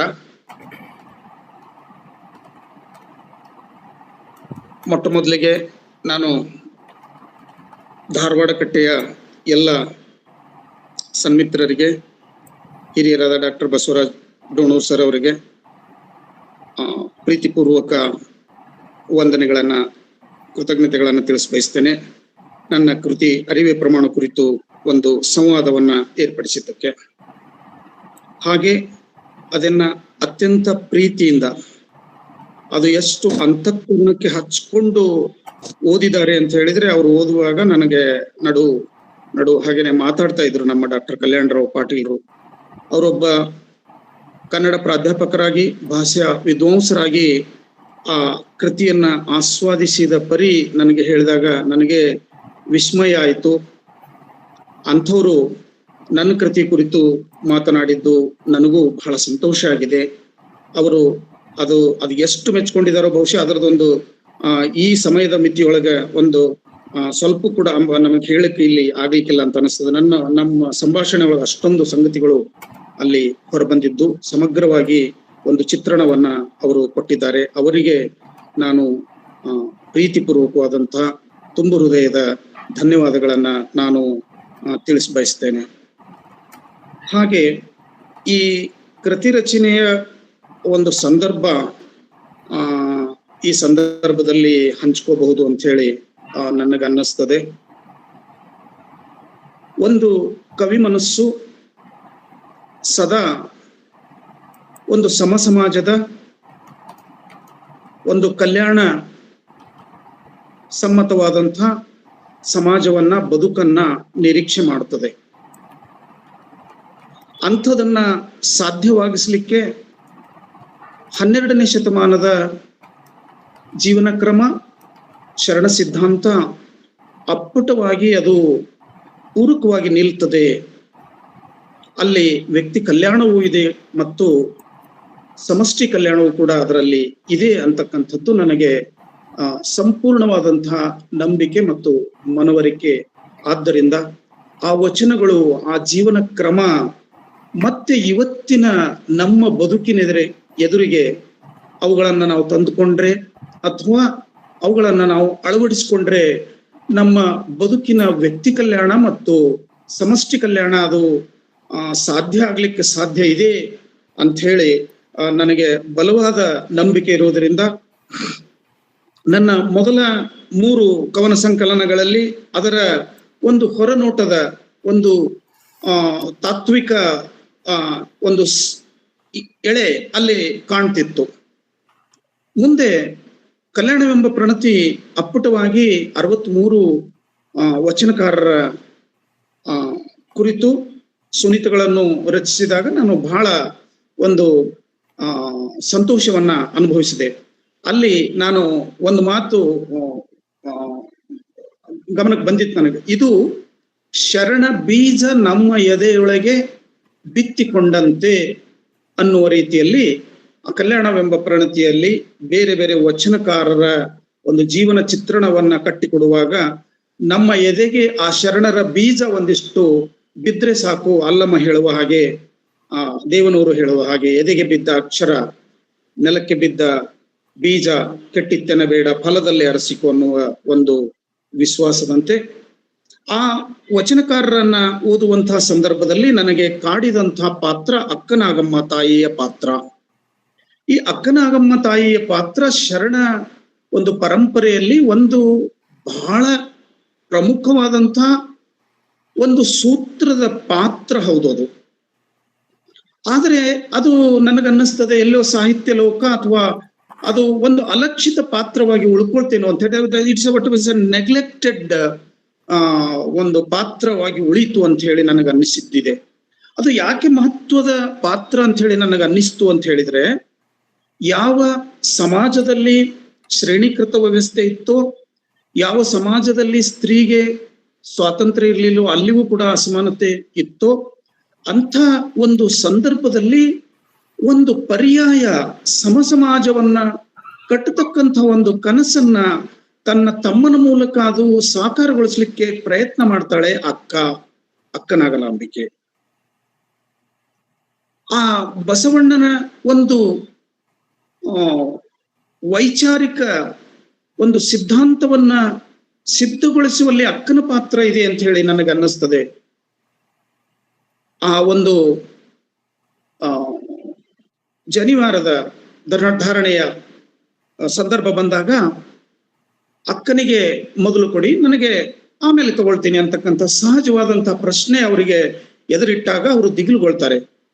ಹೀಗೆ ಒಂದು ಪರ್ಯಾಯ ಜೀವನ ಕ್ರಮವನ್ನ, ಪರ್ಯಾಯ ಸಿದ್ಧಾಂತವನ್ನ, ಪರ್ಯಾಯ ತಾತ್ವಿಕ ದುಡಿಯುವ ವರ್ಗವನ್ನ ಕಟ್ಟಿಕೊಂಡು ಬಸವಣ್ಣನವರ ಮೂಲಕ ಮತ್ತು ಚೆನ್ನ ಬಸವಣ್ಣನವರ ಮೂಲಕ ಇಡಿಯಾಗಿ ಒಂದು ಶರಣ ಚರಿತ್ರೆಯನ್ನ ಕಟ್ಟಿಕೊಡ್ಲಿಕ್ಕೆ ಅತಿ ಮುಖ್ಯವಾದಂತ ಹಿನ್ನೆಲೆಯ ಪಾತ್ರವಾಗಿ, ಒಂದು ಸೂತ್ರದ ಪಾತ್ರವಾಗಿ ಅಕ್ಕನಾಗಲಾಂಬಿಕೆ ಪಾತ್ರ ಇದೆ ಅಂತಕ್ಕಂಥದ್ದು ನನಗೆ ಗಮನಕ್ಕೆ ಬಂತು. ಹಾಗಾಗಿ ಆ ಪಾತ್ರವನ್ನ ಸಾಕ್ಷಿಯಾಗಿರಿಸಿಕೊಂಡೇನೆ ಇಡೀ ಶರಣ ಚಳವು ಒಂದು ಮಾರ್ಗ, ಜೀವನ ಕ್ರಮ ಯಾವ ರೀತಿ ಬಸವಣ್ಣನವರ ಮೂಲಕ ಆರಂಭ ಆಯಿತು, ಅದು ಬೆಳೆಯಿತು, ಎಲ್ಲ ದುಡಿಯುವ ವರ್ಗಗಳನ್ನ ಹೇಗೆ ಅದು ಒಟ್ಟುಗೂಡಿಸ್ತು ಅಂತಕ್ಕಂಥದ್ದನ್ನ ನಾನು ಅಲ್ಲಿ ಹೇಳ್ಬೇಕಾಗಿದೆ.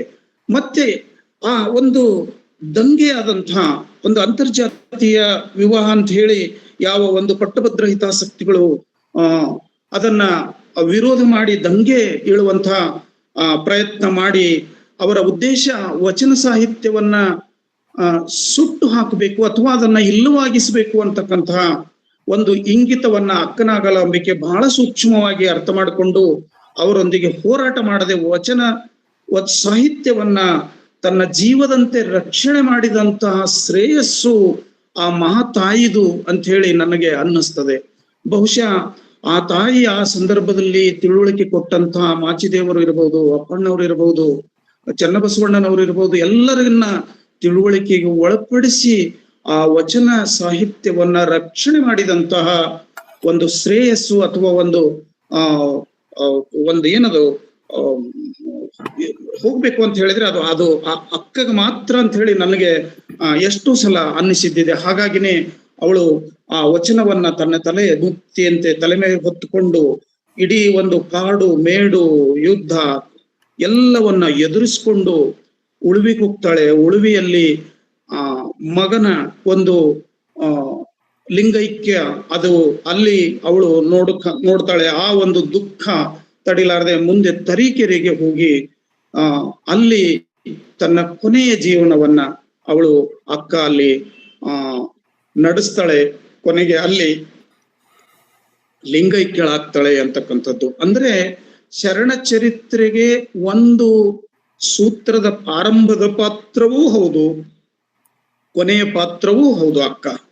ಹಾಗಾಗಿ ಆ ಪಾತ್ರದ ಒಂದು ಎಳೆಯಿಂದ ಇಡೀ ಶರಣ ಸಂಕುಲವನ್ನ, ಶರಣ ಚರಿತ್ರೆಯನ್ನ ಇವತ್ತಿನ ಸಂದರ್ಭಕ್ಕೆ ಅನ್ವಯ ಆಗುವಂತೆ ಆ ಒಂದು ಶರಣ ಚರಿತ್ರೆ ಯಾವ ರೀತಿಯಾಗಿ ಇವತ್ತಿನ ಬದುಕನ್ನ, ವೈಯಕ್ತಿಕ ಬದುಕನ್ನ ಕಟ್ಟಿಕೊಡಬಲ್ಲದು ಕಾಯಕ ದಾಸೋಹ ಸಿದ್ಧಾಂತಗಳ ಮೂಲಕ, ಮತ್ತೆ ಸಮಷ್ಟಿಯ ಬದುಕನ್ನ, ಸಾಮರಸ್ಯದ ಬದುಕನ್ನ, ಜಾತಿ ರಹಿತವಾದಂತಹ, ಲಿಂಗ ವರ್ಣ ಭೇದ ರಹಿತವಾದಂತಹ ಒಂದು ಸಮಾಜವನ್ನ ಕಟ್ಟಲಿಕ್ಕೆ ಇವತ್ತು ಸಾಧ್ಯ ಆಗ್ತದೆ ಅಂತಕ್ಕಂಥದ್ದು ನನಗನ್ನಿಸ್ತದೆ.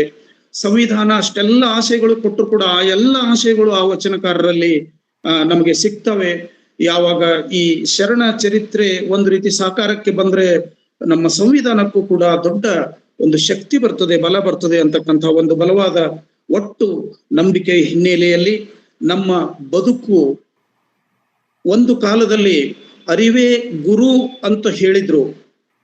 ಅರಿವೇ ಅದು ಗುರು ಎಷ್ಟರ ಮಟ್ಟಿಗೆ ಆಗುತ್ತೋ ಗೊತ್ತಿಲ್ಲ, ಆದ್ರೆ ಆ ಅರಿವೇ ಪ್ರಮಾಣ ಆಗ್ತಕ್ಕಂಥದ್ದು. ಪ್ರತಿ ಹೆಜ್ಜೆಯಲ್ಲೂ ಕೂಡ, ಪ್ರತಿ ನಮ್ಮ ನಡೆಯಲ್ಲೂ ಕೂಡ ಆ ಅರಿವು ನಮಗೆ ಪ್ರಮಾಣವಾಗಿ ಇದು ನನ್ನ ವೈಯಕ್ತಿಕ ಬದುಕಿನ ಕಲ್ಯಾಣಕ್ಕೆ, ಸಮಷ್ಟಿ ಕಲ್ಯಾಣಕ್ಕೆ ಎಷ್ಟು ಪೂರಕವಾಗಿದೆ ಅಂತಕ್ಕಂಥ ಆ ಅರಿವಿನ ಪ್ರಮಾಣವನ್ನು ಪ್ರಮಾಣೀಕರಿಸಿ ಬದುಕನ್ನ ನಡೆಸಲಿಕ್ಕೆ ಸಾಧ್ಯವಾಗುವಂಥದ್ದು, ಬದುಕನ್ನ ನಡೆಸಿದ್ದು ಅದು ಯಾವುದಾದ್ರೂ ಕಾಲಘಟ್ಟ ಇದ್ರೆ ಅದು ವಚನಕಾರರು, ಅದು ಅಪ್ಪ ಬಸವಣ್ಣನವರ ಒಂದು ನೇತೃತ್ವದಲ್ಲಿ, ಅಕ್ಕ ನಾಗಲಾಂಬಿಕೆಯ ಒಂದು ಸಂಯೋಜಕತ್ವದಲ್ಲಿ ನಡೆದದ್ದು ಅಂತಕ್ಕಂಥದ್ದು ನನ್ನ ಒಂದು ಆಶಯದೊಂದಿಗೆ ಈ ಕೃತಿಯನ್ನ ಬಹಳ ಪ್ರೀತಿಯಿಂದ ನಾನು ರಚನೆ ಮಾಡಿದ್ದೇನೆ.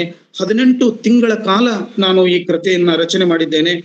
ಪ್ರತಿ ಪದ್ಯ ಬರೆದಾಗ್ಲೂ ಕೂಡ ನಾನು ಒಂದು ರೀತಿಯ ವಿಶೇಷವಾದಂತಹ ಅನುಭೂತಿ, ಆನಂದವನ್ನ ಅನುಭವಿಸಿ ನಾನು ಆ ಲೇಖನವನ್ನ ಕೆಳಗಿಡ್ತಿದ್ದೆ. ಹಾಗಾಗಿ ಅಂಥ ಅಕ್ಕನ ಆ ಪಾತ್ರವನ್ನ ಕಟ್ಟಿಕೊಡ್ತಕ್ಕಂಥದ್ದೇ ಬಹಳ ವಿಶಿಷ್ಟವಾದಂಥದ್ದು ಅಂತ ಹೇಳಿ ನನಗೆ ಅನ್ನಿಸಿ, ಅದು ಪ್ರತಿ ಪಾತ್ರ ಅದು ಸುನೀತ ಮಾದರಿಯಲ್ಲಿ ವಿಶೇಷವಾಗಿ ಅದು ಆ ಬಂಧದಲ್ಲಿ ಮೂಡಿ ಬಂತು. ಅದನ್ನ ಚನ್ನವೀರ ಕಣಿವೆಯವರು, ಎಚ್.ಎಸ್. ವೆಂಕಟೇಶ್ ಮೂರ್ತಿಯವರು ಮತ್ತೆ ಸಹೃದಯ ಓದುಗರು ಅದನ್ನ ಬಹಳ ಪ್ರೀತಿಯಿಂದ ಒಪ್ಕೊಂಡ್ರು, ಬಹಳ ಪ್ರೀತಿಯಿಂದ ಅದನ್ನ ಸ್ವೀಕಾರ ಮಾಡಿದ್ರು ಅಂತಕ್ಕಂತಹ ಸಮಾಧಾನ ನನಗೆ ಇದೆ. ನನ್ನ ಕೆಲವೊಬ್ರು ಗೆಳೆಯರು ಹೇಳ್ತಿದ್ರು, ಬಹಳ ಶ್ರಮ ತಗೊಂಡಿರಿ ನೀವು ಅಂತ ಹೇಳಿ. ಶ್ರಮ ತಗೊಂಡಾಗ ಕಾವ್ಯ ಬರುವುದಿಲ್ಲ. ಯಾವಾಗ್ಲೂ ನಮ್ಮ ಕಲ್ಯಾಣರು ಪಾಟೀಲ್ರಿಗೂ ಅವರಿಗೂ ಹೇಳ್ತಾ ಇದ್ದೆ, ಸರ್ ನೀವು ಶ್ರಮ ತಗೊಂಡಿನಿ ಅಂತ ಹೇಳಿ ಯಾರ್ಯಾರ ಅಂದ್ರೆ ನನಗದು ಆಗುದಿಲ್ಲ. ನೀವು ಶ್ರಮ ತಗೊಳ್ತಾ ಇಲ್ಲ, ಆನಂದ ಪಡಿತಾ ಇದ್ದೀರಿ. ಆ 18 ತಿಂಗಳು ಪಡಿತಕ್ಕಂತಹ ಆನಂದ ಅನುಭೂತಿ ಇದೆಯಲ್ಲ, ಅದು ಅಂದಾಗ ಮಾತ್ರ ಅಂತ ಒಂದು ಕಾವ್ಯ ನಮಗೆ ದಕ್ಕಲಿಕ್ಕೆ ಸಾಧ್ಯ ಇದೆ. ಮತ್ತೆ ಕೆಲವೊಬ್ಬರ ಅನಿಸಿಕೆ ಏನು ಅಂತ ಹೇಳಿದ್ರೆ, ನೀವು ಕಾವ್ಯ ಸರಳವಾಗಿ ಬರಿಬೇಕಾಗಿತ್ತು, ಸಾಮಾನ್ಯರಿಗೆ ಓದಲಿಕ್ಕೆ ಬೇಕಾಗಿತ್ತು. ನಾನು ಕಾವ್ಯದ ವಿಷಯದಲ್ಲಿ ನನಗೆ ರಾಜಿ ಇಲ್ಲ. ಕಾವ್ಯ ಅದು ತನ್ನದೇ ಆದಂತಹ ಬಂಧ, ಸ್ವರೂಪ, ಭಾಷೆ ಅದನ್ನ ಪಡ್ಕೊಂಡು ಬಂದಾಗ ಮಾತ್ರ ಕಾವ್ಯ ಕಾಲವನ್ನ ಗೆಲ್ತದೆ ಅಂತಕ್ಕಂಥದ್ದು.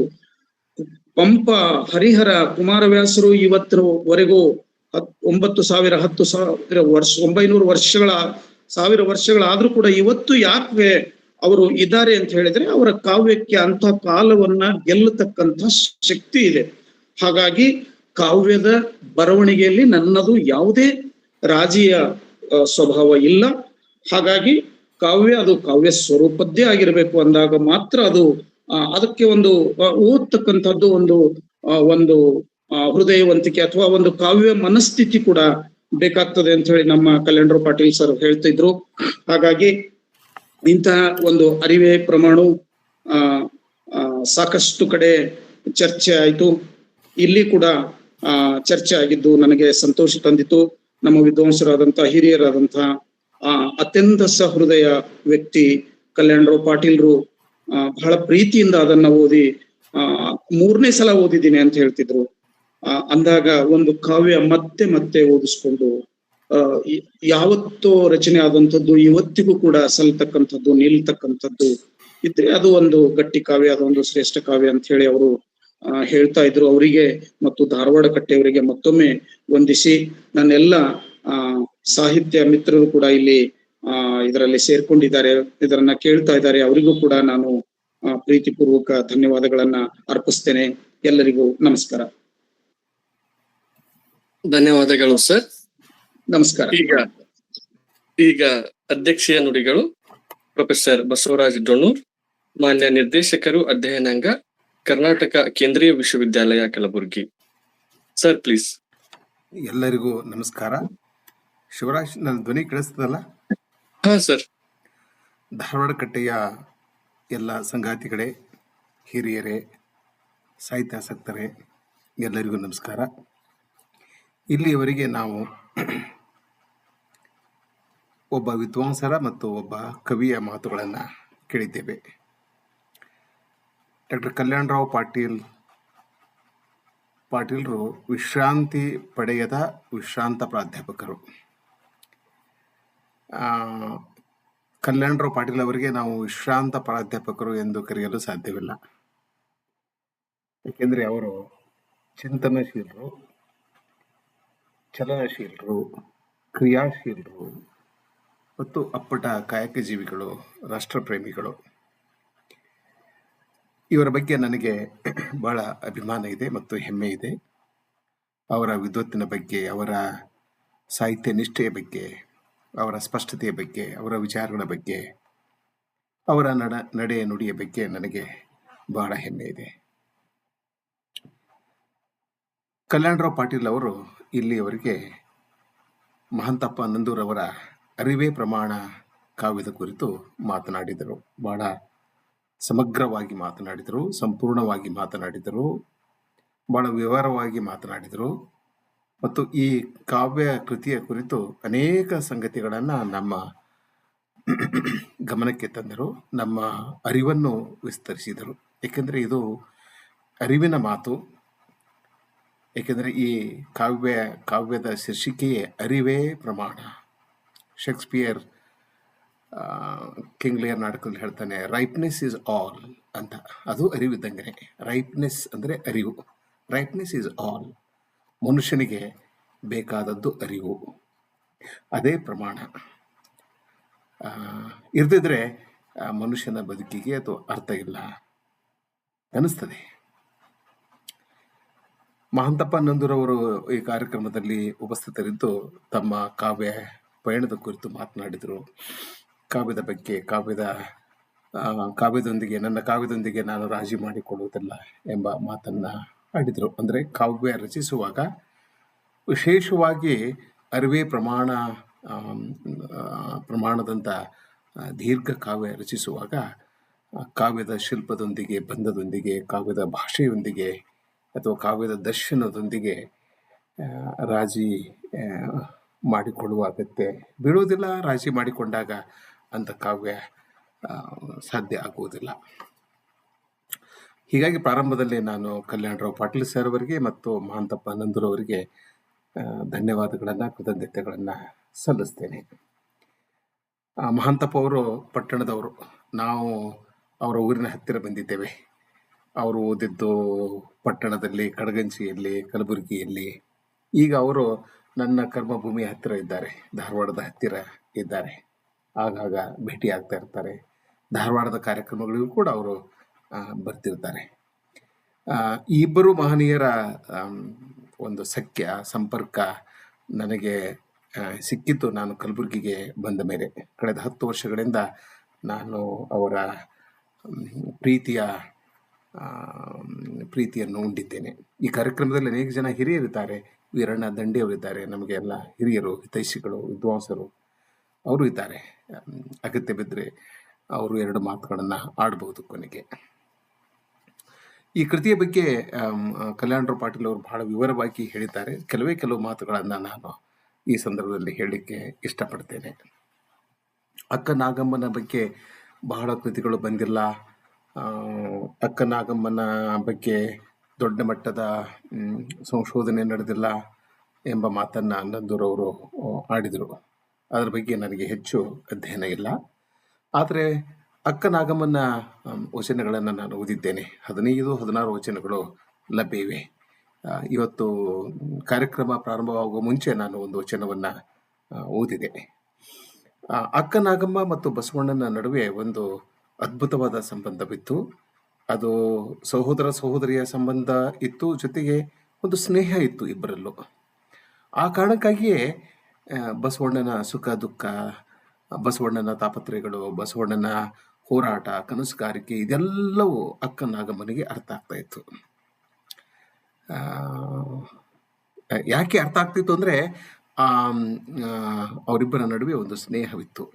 ಹಾಗೆ ಅಕ್ಕ ನಾಗಮ್ಮನ ಕನಸುಗಾರಿಕೆ, ಅವಳ ಆಸೆ, ಅವಳ ಜೀವನದ ಗುರಿ ಇದೆಲ್ಲವೂ ಬಸವಣ್ಣನಿಗೆ ಅರ್ಥ ಆಗ್ತಿತ್ತು. ಹೀಗಾಗಿನೇ ಅವನು ಉಪನಯನದ ಸಂದರ್ಭದಲ್ಲಿ ಮೊದಲಿಗೆ ಅಕ್ಕನಿಗೆ ಅದು ದಕ್ಕಲಿ ಅಂತ ವಾದ ಮಾಡಿದ. ತಮ್ಮನ ಶ್ರೇಯಸ್ಸಿಗಾಗಿ, ಏಳಿಗೆಗಾಗಿ ಬಹಳ ದೊಡ್ಡ ಮಟ್ಟದ ತ್ಯಾಗ ಮಾಡಿದ ಮಹಿಳೆ ಅಕ್ಕನಾಗಮ್ಮ. ಹೆಸರೇ ಅಕ್ಕನಾಗಮ್ಮ. ಆ ಹೆಸರಿನೊಂದಿಗೆ ಅಕ್ಕ ಸೇರಿಕೊಂಡಿದೆ. ಎಲ್ಲರೂ ಅಕ್ಕನಾಗಮ್ಮ ಆಗಲಿಕ್ಕೆ ಸಾಧ್ಯ ಆಗೋದಿಲ್ಲ. ಆದರೆ ಅನೇಕ ಜನರು ಅಕ್ಕನಾಗಮ್ಮನ ಸಾಮರ್ಥ್ಯವನ್ನು ತೋರಿಸ್ತಿರ್ತಾರೆ. ತಮ್ಮಂದಿರ ಏಳಿಗೆಗಾಗಿ ತ್ಯಾಗವನ್ನು ಮಾಡಿದ ಅನೇಕ ಜನ ಅಕ್ಕಂದಿರಿದ್ದಾರೆ. ನಮ್ಮ ಮನೆಯಲ್ಲೂ ಕೂಡ ಇಂಥ ಒಬ್ಬ ಅಕ್ಕ ಇದ್ದಾಳೆ. ಆಮೇಲೆ ಬಸವಣ್ಣನ ಶಕ್ತಿ ಸಾಮರ್ಥ್ಯದ ಬಗ್ಗೆ ಅಕ್ಕನಾಗಮ್ಮನಿಗೆ ಸ್ಪಷ್ಟವಾದ ತಿಳುವಳಿಕೆ ಇತ್ತು ಅನ್ನಿಸ್ತದೆ. ಒಂದು ವಚನ ಸುಮ್ಮನೆ ಕುತೂಹಲಕ್ಕಾಗಿ ನೀವು ಓದ್ಬೋದು. ಎನ್ನ ಕುಲಸೂತಕವ ಕಳೆದಾತ ಬಸವಣ್ಣ, ಎನ್ನ ಛಲಸೂತಕವ ಕಳೆದಾತ ಬಸವಣ್ಣ, ಎನ್ನ ತನುಸೂತಕವ ಕಳೆದಾತ ಬಸವಣ್ಣ, ಎನ್ನ ಮನಸೂತಕವ ಕಳೆದಾತ ಬಸವಣ್ಣ, ಎನ್ನ ನೆನಹು ಸೂತಕವ ಕಳೆದಾತ ಬಸವಣ್ಣ, ಎನ್ನ ಭಾವಸೂತಕವ ಕಳೆದಾತ ಬಸವಣ್ಣ, ಎನ್ನ ಅರ್ಹು ಮರಹಿನ ಸಂದು ಸಂಶಯ ಬಿಡಿಸಿದಾತ ಬಸವಣ್ಣ, ಎನ್ನ ತನ್ನೊಳಗೆ ಇಂಬಿಟ್ಟು ಕೊಂಡಾತ ಬಸವಣ್ಣ, ನಿಜದ ನಿರ್ವಯವ ಬಾಗಿಲ ನಿಜವ ತೋರಿದಾತ ಬಸವಣ್ಣ. ಎಂಥ ಅದ್ಭುತವಾದ ವಚನ, ಎಂಥ ಅದ್ಭುತವಾದ ಪ್ರೀತಿ, ವಿಶ್ವಾಸ ಬಸವಣ್ಣನ ಮೇಲೆ ಅಕ್ಕನಾಗಮ್ಮನಿಗೆ ಇತ್ತು ಅನ್ನೋದು. ಅಕ್ಕನಾಗಮ್ಮನ ಜೀವನದ ಕುರಿತು, ಅಕ್ಕನಾಗಮ್ಮನ ಪತಿ ಶಿವದೇವನ ಕುರಿತು, ಚನ್ನಬಸವಣ್ಣನ ಜನನದ ಕುರಿತು ಅನೇಕ ಸಂಗತಿಗಳು ಇವೆ. ಸಂಶೋಧಕರು ಈ ಕೆಲಸವನ್ನು ಮಾಡಬೇಕು. ಆದರೆ ಒಂದು ವಿಷಯ ಏನಂತಂದ್ರೆ, ಅಕ್ಕನಾಗಮ್ಮ ದೇಹವನ್ನ ಬಿಡುವ ಮೊದಲೇ ಬಸವಣ್ಣನವರು ದೇಹವನ್ನು ಬಿಡ್ತಾರೆ. ನಾವು ಲಿಂಗೈಕ್ಯ ಆದರು ಅಂತ ಹೇಳ್ತೇವೆ. ಅದನ್ನ ನಾನು ಹೆಚ್ಚು ವಿಸ್ತಾರ ಮಾಡಲಿಕ್ಕೆ ಹೋಗೋದಿಲ್ಲ. ಆಮೇಲೆ ಚನ್ನಬಸವಣ್ಣ ಕೂಡ ಮೊದಲು ಲಿಂಗೈಕ್ಯ ಆಗ್ತಾನೆ. ಆಮೇಲೆ ಅಕ್ಕನಾಗಮ್ಮ ದೇಹವನ್ನು ಬಿಡ್ತಾಳೆ. ನೋಡಿ, ತನ್ನ ಕಣ್ಣ ಮುಂದೆ ತನ್ನ ಸಣ್ಣ ತಮ್ಮನನ್ನು ಕಳೆದುಕೊಳ್ಳುತ್ತಾಳೆ, ತನ್ನ ಹೆತ್ತ ಮಗನನ್ನು ಕಳೆದುಕೊಳ್ಳುತ್ತಾಳೆ. ಇದೆಲ್ಲ ಏನಾಯ್ತು? ಇಷ್ಟು ಚಿಕ್ಕ ವಯಸ್ಸಿನಲ್ಲಿ ಬಸವಣ್ಣ ಯಾಕೆ ದೇಹ ತ್ಯಜಿಸಿದ? ಚನ್ನಬಸವಣ್ಣನಿಗೆ ಏನಾಯ್ತು? ಇದೆಲ್ಲದರ ಬಗ್ಗೆ ನಾವು ಸಂಶೋಧನೆ ಮಾಡಬೇಕಾಗಿದೆ. ಸುಮ್ಮನೆ ನಾವು 12ನೇ ಶತಮಾನದಲ್ಲಿ ಕಲ್ಯಾಣ ಕ್ರಾಂತಿ ಆಯಿತು, ಅದಕ್ಕೆ ಪುರೋಹಿತಶಾಹಿ ಹೊಣೆ, ಅದಕ್ಕೆ ಅವ್ರ ಹೊಣೆ, ಇವರು ಹೊಣೆ, ಅಷ್ಟು ಸರಳವಾಗಿ ಇತಿಹಾಸವನ್ನು ಬಿಡಿಸ್ಲಿಕ್ಕೆ ಸಾಧ್ಯ ಆಗೋದಿಲ್ಲ. ಯಾವುದೇ ಒಂದು ಕ್ರಾಂತಿ ಆಗಬೇಕಾದ್ರೆ, ಯಾವುದೇ ಒಂದು ಕ್ರಾಂತಿ ವಿಫಲ ಆಗಬೇಕಾದ್ರೆ ಅದಕ್ಕೆ ಅನೇಕ ಕಾರಣಗಳಿರ್ತವೆ. ಅನೇಕ ಜನರು ಕೂಡ ಅದರಲ್ಲಿ ಶಾಮೀಲಾಗಿರ್ತಾರೆ. ಉದಾಹರಣೆಗೆ ಪುರೋಹಿತಶಾಹಿ ಅನ್ನೋದು ಕೂಡ ಸಮಾಜಶಾಹಿ ಅಂತಲೂ ನೀವು ಕರಿಬೇಕಾಗ್ತದೆ. ಸಾಮ್ರಾಜ್ಯಶಾಹಿ ಅಂತೇವೆ, ಆದರೆ ಸಮಾಜಶಾಹಿ ಬಗ್ಗೆ ಮಾತನಾಡೋದಿಲ್ಲ. ನಾವು ಅಧಿಕಾರದಲ್ಲಿರೋರ ಬಗ್ಗೆ ಮಾತನಾಡ್ತೇವೆ, ಸಾಮಾನ್ಯರ ಬಗ್ಗೆ ಮಾತನಾಡೋದಿಲ್ಲ. ಸಾಮಾನ್ಯರು ಬಹಳ ಅಪಾಯಕಾರಿ ಆಗಲಿಕ್ಕೆ ಸಾಧ್ಯ ಇದೆ ಅನ್ನುವ ಒಂದು ಮಾತಿದೆ. ಸಮಾಜ ಕೂಡ ಆಘಾತಕಾರಿಯಾದಂಥ ಕೆಲಸವನ್ನು ಮಾಡಲಿಕ್ಕೆ ಸಾಧ್ಯ ಇದೆ. ಅನೇಕ ಶಕ್ತಿಗಳು ಸೇರಿಕೊಂಡಾಗ ಒಂದು ಕ್ರಾಂತಿ ವಿಫಲ ಆಗ್ತಾ ಇರ್ತದೆ.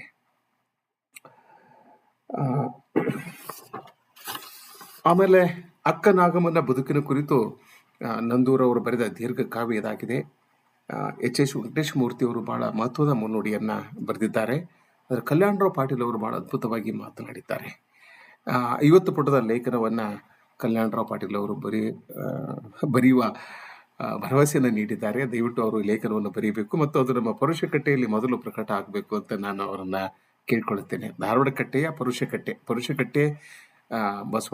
ಇದು ಬಸವಣ್ಣನ ಮನೆ ಮುಂದಿರತಕ್ಕಂಥ ಪರುಷಕಟ್ಟೆಯಲ್ಲಿ ಈ ಮಹತ್ವದ ಕಾವ್ಯದ ಕುರಿತ ಬಹಳ ದೀರ್ಘ ಪ್ರಬಂಧ ಪ್ರಕಟ ಆಗಬೇಕು. ಇತ್ತೀಚೆಗೆ ನಮ್ಮ ವಿಮರ್ಶಕರು 30, 40 ಪುಟದ 50 ಪುಟದ ಲೇಖನಗಳನ್ನು ಬರೀತಾ ಇಲ್ಲ. ಯಾಕಂದರೆ ಇದು ವಾಟ್ಸಪ್ ಯುಗ, ಇದು ಫೇಸ್ಬುಕ್ ಯುಗ, ಟ್ವಿಟರ್ ಯುಗ. 2 ಲೈನ್ಸು 3 ಲೈನ್ಸ್, 2 ಸಾಲುಗಳು 3 ಸಾಲುಗಳು 10 ಸಾಲುಗಳು, ಹೀಗೇ ಒಂದು ಆಳವಾದ ಸಂಶೋಧನೆ ನಡೆಸಲಿಕ್ಕೆ ನಾವು ಸಿದ್ಧರಿಲ್ಲ. ಆ ತಾಳ್ಮೆಯೇ ನಮಗಿಲ್ಲ. ಇದ್ದಕ್ಕಿದ್ದಂತೆ ಒಂದು ಮಾತಿಗೆ ಒಂದು ಪ್ರತಿಕ್ರಿಯೆ ನೀಡುವುದು ತಕ್ಷಣದ ಪ್ರತಿಕ್ರಿಯೆ ನೀಡಿದರೆ ಅದು ಉತ್ಕೃಷ್ಟವಾದ ಬರಹ ಆಗುವುದಿಲ್ಲ, ಕಾವ್ಯವೂ ಆಗುವುದಿಲ್ಲ, ಇತಿಹಾಸವೂ ಕೂಡ ಆಗುವುದಿಲ್ಲ. ನಂದೂರ್ ಅವರ ಬಗ್ಗೆ ನಾನು ಅವ್ರಿಗೆ ಇಷ್ಟರಲ್ಲಿ ಅವರ 60ನೇ ವರ್ಷವನ್ನು ಬಹಳ ವಿಜೃಂಭಣೆಯಿಂದ ಅವರ ಸ್ನೇಹಿತರು ಹಿತೈಷಿಗಳು ಆಚರಿಸುವ ಯೋಜನೆಯನ್ನು ಹಾಕಿಕೊಂಡಿದ್ದಾರೆ. ನನಗೆ ಅವರು ಬಹಳ ಮುಖ್ಯವಾಗುವುದು ಅವರ ಕಾವ್ಯ ಪ್ರೀತಿ ಮತ್ತು ಕಾವ್ಯ ನಿಷ್ಠೆ. ಬೇಂದ್ರೆಯವರಲ್ಲಿತ್ತು, ಎಲ್ಲ ದೊಡ್ಡ ಕವಿಗಳಲ್ಲಿ ಅದು ಇರ್ತದೆ. ಶೇಕ್ಸ್ಪಿಯರ್ನಲ್ಲಿತ್ತು. Name any great poet, any great author, ಅವರಲ್ಲಿ ಆ ಸಾಹಿತ್ಯದ ನಿಷ್ಠೆ, ಬರಹದ ನಿಷ್ಠೆ, ಕಾವ್ಯದ ನಿಷ್ಠೆ ಇರ್ತದೆ. ಬೇಂದ್ರೆ ಕಾವ್ಯ ವ್ಯಾಮೋಹಿಗಳು, ಕಾವ್ಯ ಪಕ್ಷಪಾತಿಗಳು. ಹೀಗಾಗಿ ಅವರಲ್ಲಿ ಒಬ್ಬ ಅದ್ಭುತ ನಾಟಕಕಾರನಿದ್ದ. ತಮ್ಮಲ್ಲಿರುವ ಅದ್ಭುತ ನಾಟಕಕಾರನ ಧ್ವನಿಯನ್ನು ಹತ್ತಿಕ್ಕಿ ತಮ್ಮಲ್ಲಿದ್ದ ಕವಿಗೆ ಹೆಚ್ಚು ಧ್ವನಿಯನ್ನು ನೀಡಿದವರು ಬೇಂದ್ರೆಯವರು. ಇದೆಲ್ಲ ಆಗ್ತಾ ಇರ್ತದೆ. ಸೊ ಕಾವ್ಯದ ಬಗ್ಗೆ ಒಂದು ತೀವ್ರವಾದಂಥ ವ್ಯಾಮೋಹ, ಒಂದು ತೀವ್ರವಾದ ಸೆಳೆತ ಇರದಿದ್ದರೆ ಅರಿವೇ ಪ್ರಮಾಣ ಅಂತಕ್ಕಂಥ ಕೃತಿ ರಚಿಸಲಿಕ್ಕೆ ಸಾಧ್ಯ ಆಗೋದಿಲ್ಲ. ನಂದೂರ್ ಅವರಲ್ಲಿ ಈ ಎಲ್ಲ ಶಕ್ತಿ ಇದೆ.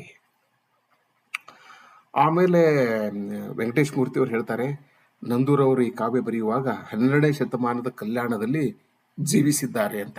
ಈಗ ಕಲ್ಯಾಣರಾವ್ ಪಾಟೀಲ್ ಅವರ ಮಾತುಗಳನ್ನು ಕೇಳಿದರೆ ಅಥವಾ ಈ ಕಾವ್ಯವನ್ನು ಓದಿದರೆ ನಮಗೆ ಈ ಮಾತಿನ ಅರ್ಥವಾಗ್ತದೆ. ಅನುಭವ ಮಂಟಪದ ಶರಣಗೋಷ್ಠಿಗಳಲ್ಲಿ ಖುದ್ದು ತಾವೇ ಮನೋದೇಹಿಗಳಾಗಿ ಪಾಲ್ಗೊಂಡಿದ್ದಾರೆ ಅಂತಕ್ಕಂಥ ಬಹಳ ಒಂದು ಅದ್ಭುತವಾದ ಸಾಲನ್ನು ಅವರ ಮುನ್ನುಡಿಯಲ್ಲಿ ಬರೆದಿದ್ದಾರೆ. ಸೊ ಈ ಕಾವ್ಯದ ಕೇಂದ್ರ ಅಂದರೆ ನಾಗಮ್ಮ, ಅಕ್ಕ ನಾಗಮ್ಮ ಈ ಕಾವ್ಯದ ಕೇಂದ್ರ. ಅಕ್ಕ ನಾಗಮ್ಮ ಈ ಕಾವ್ಯದ ಕೇಂದ್ರ ಪ್ರಜ್ಞೆ. ಈ ಕೃತಿ ಕನ್ನಡದ ಬಹಳ ಮಹತ್ವದ ಕೃತಿಯಾಗಿದ್ದರಿಂದ ನಾವು ಮತ್ತೆ ಈ ಕೃತಿಯ ಕುರಿತು ಇವತ್ತು ಚರ್ಚೆಯನ್ನು ನಡೆಸ್ತಾ ಇದ್ದೇವೆ. ಒಂದು ಹೊಸ ಕೃತಿ ರಚನೆಯಾದಾಗ ಸಾಹಿತ್ಯದ ಪರಿಸರದಲ್ಲಿ ಅಥವಾ ಸಾಹಿತ್ಯಿಕ ಪರಿಸರದಲ್ಲಿ ಒಂದು ಬದಲಾವಣೆ ಸಂಭವಿಸಬೇಕು. ಹೊಸ ನೀರು ಬಂದು ಸೇರಿದಾಗ ಹೇಗೆ ನದಿ ಅಥವಾ ಸಾಗರ ಹೊಸ ರೂಪ, ಹೊಸ ಚೈತನ್ಯ ಪಡೆದುಕೊಳ್ಳುತ್ತದೆಯೋ ಹಾಗೆ ಒಂದು ಹೊಸ ಕೃತಿ ಪ್ರಕಟವಾದಾಗ ಸಾಹಿತ್ಯದ ನದಿಯಲ್ಲಿ ಹೊಸ ಜೀವ ಬರಬೇಕು. ಹೀಗಾಗದಿದ್ರೆ ಅದು ಮಹತ್ವದ ಕೃತಿಯಲ್ಲ. ಒಂದು ಹೊಸ ಕೃತಿ ಬಂದಾಗ ಒಂದು ಹೊಸ ಸಂವೇದನೆ ನಮಗೆ ದಕ್ಕಬೇಕು, ಒಂದು ಹೊಸ ದೃಷ್ಟಿಕೋನ ನಮಗೆ ದಕ್ಕಬೇಕು, ಒಂದು ಹೊಸ ಜೀವನ ದರ್ಶನ ನಮಗೆ ದಕ್ಕಬೇಕು. ಒಟ್ಟು ಸಾಹಿತ್ಯ ಲೋಕದಲ್ಲಿ, ಸಾಹಿತ್ಯದ ಪರಿಸರದಲ್ಲಿ, ಸಾಹಿತ್ಯದ ನದಿಯಲ್ಲಿ ಒಂದು ಹೊಸ ಜೀವಂತಿಕೆ ಕಾಣಿಸಿಕೊಳ್ಬೇಕು. ಆಗ ಮಾತ್ರ ಆ ಕೃತಿಗೆ ಐತಿಹಾಸಿಕ ಮತ್ತು ಸಮಕಾಲೀನ ಮಹತ್ವ ಸಿಗ್ತದೆ. ಸೊ ನಂದೂರ್ ಅವರ ಕೃತಿ ಇಂಥ ಒಂದು ಕೃತಿ. ಈ ಕೃತಿಯ ಪ್ರಕಟಣೆಯಿಂದ ಕನ್ನಡ ಕಾವ್ಯ ಸಾಗರದಲ್ಲಿ ಒಂದು ಹೊಸ ಚೈತನ್ಯ ಬಂದಿದೆ, ಒಂದು ಹೊಸ ರೂಪ ಬಂದಿದೆ ಅಂತ ನಾನು ಹೇಳ್ಬೋದು. ಇದು ಕಲ್ಯಾಣದ 12ನೇ ಶತಮಾನದ ಕಲ್ಯಾಣದಲ್ಲಿ ಜರುಗಿದ ಅದ್ಭುತವಾದ ಸಮಾಜದ ಕನಸಿನ ಮರುಸೃಷ್ಟಿ ಮತ್ತು ಪುನರ್ಸೃಷ್ಟಿ. ಒಂದು 289ನೇ ಪದ್ಯವನ್ನು ಸುಮ್ಮನೆ ಕುತೂಹಲಕ್ಕೆ ಇನ್ನು 2 ನಿಮಿಷದಲ್ಲಿ ನನ್ನ ಮಾತನ್ನು ಮುಗಿಸ್ತೇನೆ. ನೀವು ಕಲ್ಯಾಣರಾವ್ ಪಾಟೀಲ್ ಸರ್ ಅವರೊಂದಿಗೆ ಸಂವಾದವನ್ನು ನಡೆಸಬಹುದು. 289ನೇ ಪದ್ಯ ಅಂದರೆ ಇವೆಲ್ಲ ಸುನೀತಿಗಳು. ಇದರ ಬಗೆಗೆ ವಿವರವಾಗಿ ಕಲ್ಯಾಣರಾವ್ ಪಾಟೀಲ್ ಅವರು ಹೇಳಿದರು. ಅವರ ಲೇಖನದಲ್ಲಿ ಇದರ ಬಂಧ, ಶಿಲ್ಪದ ಬಗೆಗೆ, ಭಾಷೆಯ ಬಗೆಗೆ, ರೂಪಕ ಶಕ್ತಿಯ ಬಗೆಗೆ, ಪ್ರಾಸ, ಲಯ ಇತ್ಯಾದಿ ವಿಷಯಗಳ ಬಗ್ಗೆ ಅವರು ಬರೀತಾರೆ. ಇದು ಒಂದು 4 ಸಾಲು ನಾನು ಓದ್ತೇನೆ. ಪೀಠಾರೋಹಣ ಸಿದ್ಧತೆ ಗಂಡು ಕೆಂಡ ಅಲ್ಲಮ ಎದ್ದು ಶರಣರೇ, ಎತ್ತರದ ಪೀಠ ಸಮತೆ ಹೊಲ್ಲ, ಕಾವಿ ಕಾಶಾಂಬರ ಶರಣ ಸಲ್ಲ, ಪೇಟ ಮುಕುಟ ಬೆರಳುಂಗರ ಭವಿಯ ಸೊಲ್ಲ, ಅಲ್ಲಮ ತಾನೇರುವುದು ಬಯಲ ಶೂನ್ಯ, ಅನೇಕ ಬಲ್ಲನಾದಡೆ ತಾನೇಕ ಬಲ್ಲನಾದಡೆ ಇದೇನೋ ಇದು ಆಗ್ತಾ ಇಲ್ಲ, ನೀವೇಕೆ ಬಲ್ಲರಿ, ಬಸವ ಅಲ್ಲಮ ಶರಣ ಗುಹೇಶ್ವರ ತಾನೇರಬಲ್ಲನಾದಡೆ ತಾನೇರಬಲ್ಲನಾದಡೆ ನೀವೇರಬಲ್ಲಿರಿ, ತಾನೇರಬಲ್ಲನಾದಡೆ ನೀವೇರಬಲ್ಲಿರಿ, ಬಸವ ಅಲ್ಲಮ ಶರಣ ಗುಹೇಶ್ವರ ಅಕ್ಕಮ್ಮ ಕಕ್ಕಯ್ಯ ಸಾಲು ಸಾಲು ನಿಲ್ಲುವ ಕಾರಣ. ಇದು ನನಗೆ ಬಹಳ ಹಿಡಿಸಿದ ಒಂದು ಸುನೀತದ ಒಂದು ಭಾಗ. ನಂದೂರವರು ಮತ್ತು ಕಲ್ಯಾಣರಾವ್ ಪಾಟೀಲ್ ಅವರು ಇಬ್ಬರು ಈ ಸಮಾಜದ ಬಗ್ಗೆ ಹೇಳಿದರು. ಸಮಾಜ ಪ್ರತಿಯೊಂದು ಕಾಲಘಟ್ಟದ ಆಶಯ, ಪ್ರತಿಯೊಬ್ಬ ಲೇಖಕನ ಆಶಯ, ಪ್ರತಿಯೊಬ್ಬ ಸಂತ ಶರಣನ ಆಶಯ. ಭಾರತದ 3,500-4,000 ಸಾಹಿತ್ಯಿಕ ಸಾಂಸ್ಕೃತಿಕ ಇತಿಹಾಸವನ್ನು ಓದಿದರೆ ಪ್ರತಿಯೊಂದು ಕಾಲಘಟ್ಟದಲ್ಲಿ ಪ್ರತಿಯೊಬ್ಬ ಲೇಖಕ, ಸಂತ, ತತ್ವಜ್ಞಾನಿ, ಋಷಿ, ಮುನಿ, ಶರಣ, ಸಂತ ಇಂಥ ಆಶಯವನ್ನು ಇಟ್ಟುಕೊಂಡಿದ್ದಾನೆ. ಏನು ಸಮಾಜದ ಆಶಯವನ್ನು ಇಟ್ಟುಕೊಂಡಿದ್ದಾನೆ. ವಸುಧೈವ ಕುಟುಂಬಕಂ ಅದರ ಅರ್ಥ ನಾವಂದರೆ ಇಡೀ ವಿಶ್ವವೇ ಒಂದು ಕುಟುಂಬ. ನಾವು 20ನೇ ಶತಮಾನದಲ್ಲಿ ಈ ಗ್ಲೋಬಲೈಸೇಷನ್ ಬಗ್ಗೆ ಮಾತಾಡ್ತೀವಲ್ಲ, 3,500 ವರ್ಷಗಳ ಹಿಂದೆ ನಮ್ಮ ಹಿರಿಯರು ಹೇಳಿದರು, ನಾವು ಇಡೀ ವಿಶ್ವವೇ ಒಂದು ಕುಟುಂಬವಾಗಿ ಬದುಕಬೇಕು ಅಂತ ಹೇಳಿದರು. ಹೀಗಿದ್ರೂ ಕೂಡ ಯಾಕೆ ಸಮಾಜದಲ್ಲಿ ಹೀಗೆಲ್ಲ ಮೇಲು ಕೀಳು ಇತ್ತು, ಅಸ್ಪೃಶ್ಯತೆ ಇತ್ತು, ಇತ್ಯಾದಿ ಇತ್ತು ಅಂತಂದರೆ ಅದು ಸಮಾಜದ ದೌರ್ಬಲ್ಯ, ನಮ್ಮ ಸಮಾಜದ ದೌರ್ಬಲ್ಯ. ಕೇವಲ ಭಾರತೀಯ ಸಮಾಜದ ದೌರ್ಬಲ್ಯ ಅಲ್ಲ. ದಯವಿಟ್ಟು ಈ ದೇಶದಲ್ಲಿ ಹೀಗೆಲ್ಲ ಇದೆ, ಈ ದೇಶದಲ್ಲಿ ಇದೆ ಅದು ಇದೆ ಅಂತ ದಯವಿಟ್ಟು ನಾವೆಲ್ಲ ಹೇಳಬಾರ್ದು. ಪ್ರತಿಯೊಂದು ದೇಶದಲ್ಲೂ, ಪ್ರತಿಯೊಂದು ಸಂಸ್ಕೃತಿಯಲ್ಲೂ ಇದೆ. ಹಾಗೆ ನೋಡಿದರೆ ಭಾರತದಂಥ ಅದ್ಭುತವಾದ ನಮ್ಮ ಎಲ್ಲ ಸಮಸ್ಯೆಗಳೊಂದಿಗೆ, ನಮ್ಮ ಎಲ್ಲ ನ್ಯೂನತೆಗಳೊಂದಿಗೆ ಇಂಥ ಅದ್ಭುತವಾದ ಸಂಸ್ಕೃತಿ, ಇಂಥ ಅದ್ಭುತವಾದಂಥ ಸಮಾಜ, ಇಂಥ ಅದ್ಭುತವಾದಂಥ ದೇಶ ಜಗತ್ತಿನಲ್ಲಿ ಬೇರೆಲ್ಲೂ ಇಲ್ಲ. ನಾವು ಬಹಳ ಸುದೈವಿಗಳು, ಇಂಥ ಅದ್ಭುತವಾದ ದೇಶದಲ್ಲಿ ಹುಟ್ಟಿದ್ದೇವೆ. ಯಾಕೆಂದರೆ ನಮ್ಮ ಹಿರಿಯರು ಹೇಳಿದ್ದಾರೆ, ವಸುದೈವ ಕುಟುಂಬಕಂ, ಮನುಷ್ಯ ಜಾತಿ ತಾನೊಂದೇವಲಂ ಅಂತ ಪಂಪ ಹೇಳಿದ. ಇವನಾರವನೆಂದೆನಿಸಿದಿರಯ್ಯ, ಇವನಮ್ಮವನೆಂದೆನಿಸಯ್ಯ ಅಂತ ಬಸವಣ್ಣ ಹೇಳಿದ. ನಾವೆಲ್ಲ ವಚನಗಳನ್ನು ಹೇಳ್ತಾ ಇರ್ತೇವೆ, ಸಂವಿಧಾನದ ಬಗ್ಗೆ ಹೇಳ್ತಾ ಇರ್ತೇವೆ. ವಚನಗಳನ್ನು ಹೇಳ್ತಾ ವಚನದ ಆಶಯಕ್ಕೆ ವಿರುದ್ಧವಾಗಿ ನಡೆದುಕೊಡ್ತೇವೆ. ಸಂವಿಧಾನದ ಹೆಸರಿನಲ್ಲಿ ಸಂವಿಧಾನದ ವಿರುದ್ಧವಾಗಿ ಕೆಲಸವನ್ನು ಮಾಡ್ತಾ ಇರ್ತೇವೆ. ಇದೆಲ್ಲ ನಮ್ಮ ದೌರ್ಬಲ್ಯ, ಮನುಷ್ಯರ ದೌರ್ಬಲ್ಯ, ಸಮಾಜದ ದೌರ್ಬಲ್ಯ. ಇದನ್ನು ನಾವು ಯಾವುದೇ ಒಂದು ಸಮುದಾಯಕ್ಕೆ, ಒಂದು ಜಾತಿಗೆ, ಒಂದು ಧರ್ಮಕ್ಕೆ, ಒಂದು ಮತಕ್ಕೆ ತಳಕು ಹಾಕಬಾರ್ದು. ಆ ಪ್ರಯತ್ನವನ್ನು ಮಾಡಿದರೆ ಅದು ರಾಜಕೀಯವಾದಂಥ ಹೇಳಿಕೆ ಆಗ್ತದೆ. ಅದು ಒಬ್ಬ ಅಕಾಡೆಮಿಕ್ ಹೇಳುವ ಹೇಳಿಕೆ ಅಲ್ಲ, ಒಬ್ಬ ಸಂಶೋಧಕ ಮಾಡುವ ಹೇಳಿಕೆ ಅಲ್ಲ.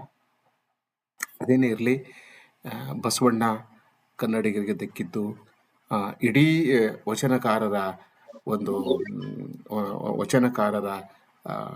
ಲೋಕದರ್ಶನ ನಮಗೆ ದಕ್ಕಿದ್ದು ನಮ್ಮ ಪುಣ್ಯ, ನಮ್ಮ ಭಾಗ್ಯ. ಇಂಥ ಭಾಗ್ಯ ಎಲ್ಲ ಸಮಾಜಗಳಿಗೆ, ಎಲ್ಲ ನಾಡುಗಳಿಗೆ ಸಿಕ್ಕಿಲ್ಲ, ನಮಗೆ ಸಿಕ್ಕಿದೆ. ಆದರೆ ಬಸವಣ್ಣನ ವಚನಗಳನ್ನು ದಯವಿಟ್ಟು ಆಫ್ ಮಾಡಿ ನೀವು, ಎಷ್ಟೇ ಬಿಡವ್ರೆ.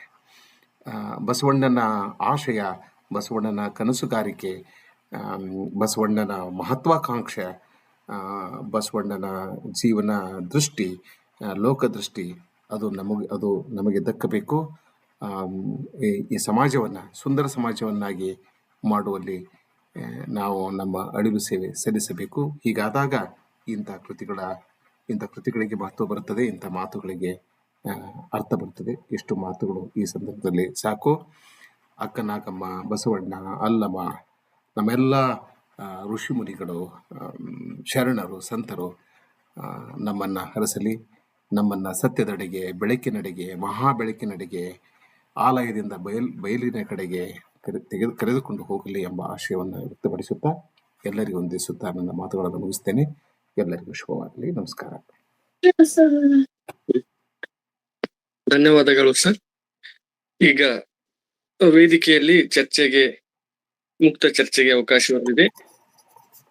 ಆಸಕ್ತರು ತಮ್ಮ ಆಡಿಯೋವನ್ನು ಅನ್ಮ್ಯೂಟ್ ಮಾಡಿ ಉಪನ್ಯಾಸಕರೊಂದಿಗೆ ಅಥವಾ ಲೇಖಕರೊಂದಿಗೆ ಚರ್ಚೆಯಲ್ಲಿ ಭಾಗವಹಿಸಬಹುದು. ನಂದೂರ್ ಅವರೇ ನಮಸ್ಕಾರ. ಪುಟ್ಟು ಕುಲಕರ್ಣಿ. ಹಲೋ, ಕೇಳುತ್ತಲ್ರಿ ಸರ್? ಕೇಳ್ತಾ ಇದೆ ಸರ್, ಮಾತಾಡಿ ಸರ್. ನಂದೂರ್ ಅವರಿಗೆ ನಮಸ್ಕಾರ. ನನ್ನ ಸುಯೋಗ ಈ ಕೃತಿಯನ್ನ ಮುದ್ರಣದ ಪೂರ್ವದಲ್ಲಿಯೇ ಓದ್ತಕ್ಕಂತ ಒಂದು ಸುಯೋಗ ನನಗ್ ಬಂದಿದೆ. ಆ ವಿಷಯಕ್ಕೆ ನಾನು ಪುಣ್ಯವಾನ ಅಂತ ಹೇಳ್ತೇನೆ. ಅಂದ್ರೆ ಮುದ್ರಣದ ಪೂರ್ವದಲ್ಲಿ ಅದರ ಅಷ್ಟು ಪ್ರತಿಯೊಂದು ನುಡಿಗಳನ್ನು ಸಹಿತ ಓದುವಂತ ಅವಕಾಶ ನನಗೆ ಸಿಕ್ತು. ಅದನ್ನು ಒದಗಿಸಿಕೊಟ್ಟಂತ ನಂದೂರ್ ಅವ್ರಿಗೆ ಇವತ್ತಿಗೂ ನಾನು ನೆನೆಸ್ತೇನೆ ಅವರನ್ನ. ನಮಸ್ತೆ ಪುಟ್ಟು ಅವರು. ಹಲೋ, ನಮಸ್ತೆ ಪುಟ್ಟು ಅವರೇ, ಹೇಳಿ. ಅದೇ ಅದಕ್ಕಲ್ಲಿ 288ನೇ ನುಡಿ ಒಳಗೆ ಒಂದು ಸಾಲು ಬರ್ತದೆ. ಅಲ್ಲಮ ನರುಹಿದ ಅನುಭವ ಮಂಟಪ, ಭವದಲ್ಲಡಗಿದ ಬಯಲನುಭವವೋ, ಬಯಲಲ್ಲಾಡುವ ಭವದನುಭವವೋ, ಅನುಭವ ಅನುಮತಿಸಲಿ, ಅನುಭವ ಅನುಮತಿಸಲಿ, ಅಭಿವ್ಯಕ್ತಿಸಲಿ ಮುಕ್ತ ನೆಲೆ ನಿಲ್ಲಲಿ ತತ್ವಕೋಶ, ತತ್ವದೇಶ, ತತ್ವ ದಿಗಂತ ಅಂತ ಅನ್ನೋ ನುಡಿ ಒಂದು. ಮತ್ತೆ 297ರೊಳಗ ಇಡೀ ಅವರ ಕೃತಿಯ 2 ಸಾಲಿನೊಳಗೆ ಹಿಡಿದು ಬಿಡ್ತಾರೆ. ಅರಿವೆಂಬುದು ಅಕ್ಷರದ ಕೂಸಲ್ಲ, ಅರಿವೆಂಬುದು ಅಕ್ಷರದ ಕೂಸಲ್ಲ, ಅಕ್ಷಯ ಧಾರೆ, ಅರಿವಗ್ನಿಕುಂಡ ಹಾದಂತೆ, ಅರಿವು ಅಗ್ನಿಕುಂಡ ಹಾದಂತೆನೋ ಆತು, ಅರಿವಗ್ನಿಕುಂಡ ಹಾದಂತೆ, ಅನುಭವ ಪಥದಲ್ಲಿ ಅರಿವಗ್ನಿಕುಂಡ ಹಾದಂತೆ ಅಂತ ಹೇಳ್ಕೊಂಡು ಈ ಅರಿವಿನ ಪ್ರಮಾಣ ಏನಿದೆ, ಅರಿವ ಪ್ರಮಾಣ ಇವರ ಗ್ರಂಥ ಏನಿದೆ ಅಲ್ಲ, ಅದನ್ನ ಪ್ರಾರಂಭದಲ್ಲಿ ಒಂದು ಅಕ್ಷರ, ಅದು ಶಬ್ದವನ್ನು ಸಹಿತ ನಾನು ಓದ್ತಕ್ಕಂಥ ಒಂದು ಸುಯೋಗವನ್ನು ಅವ್ರು ಒದಗಿಸಿಕೊಟ್ಟಿದ್ರು ನನಗೆ ಈಗಲೇ 7-8 ವರ್ಷದಿಂದನೇ. ಅದಕ್ಕಾಗಿ ಇಲ್ಲಿ ಮತ್ತೆ ಇವರು ಪ್ರತಿಯೊಂದು ಇದನ್ನು ಅವರು ಓದಿದ್ದು ಅಷ್ಟು ನನಗ ನೆನ್ಪು ಮಾಡಿಕೊಳ್ಳಿಕ್ಕೆ ಮತ್ತೆ ಮರುಸ್ಮರಣೆ ಮಾಡ್ಕೊಳ್ಳಿಕ್ಕೆ ಅವಕಾಶ ಆಯ್ತು. ಅದಕ್ಕಾಗಿ ನಂದೂರ್ ಅವರಿಗೆ ಮತ್ತೊಮ್ಮೆ ಧನ್ಯವಾದಗಳನ್ನ ಹೇಳ್ತೇನೆ. ನಮಸ್ಕಾರ. ನಮಸ್ತೆ ಪುಟ್ಟು ಅವರೇ.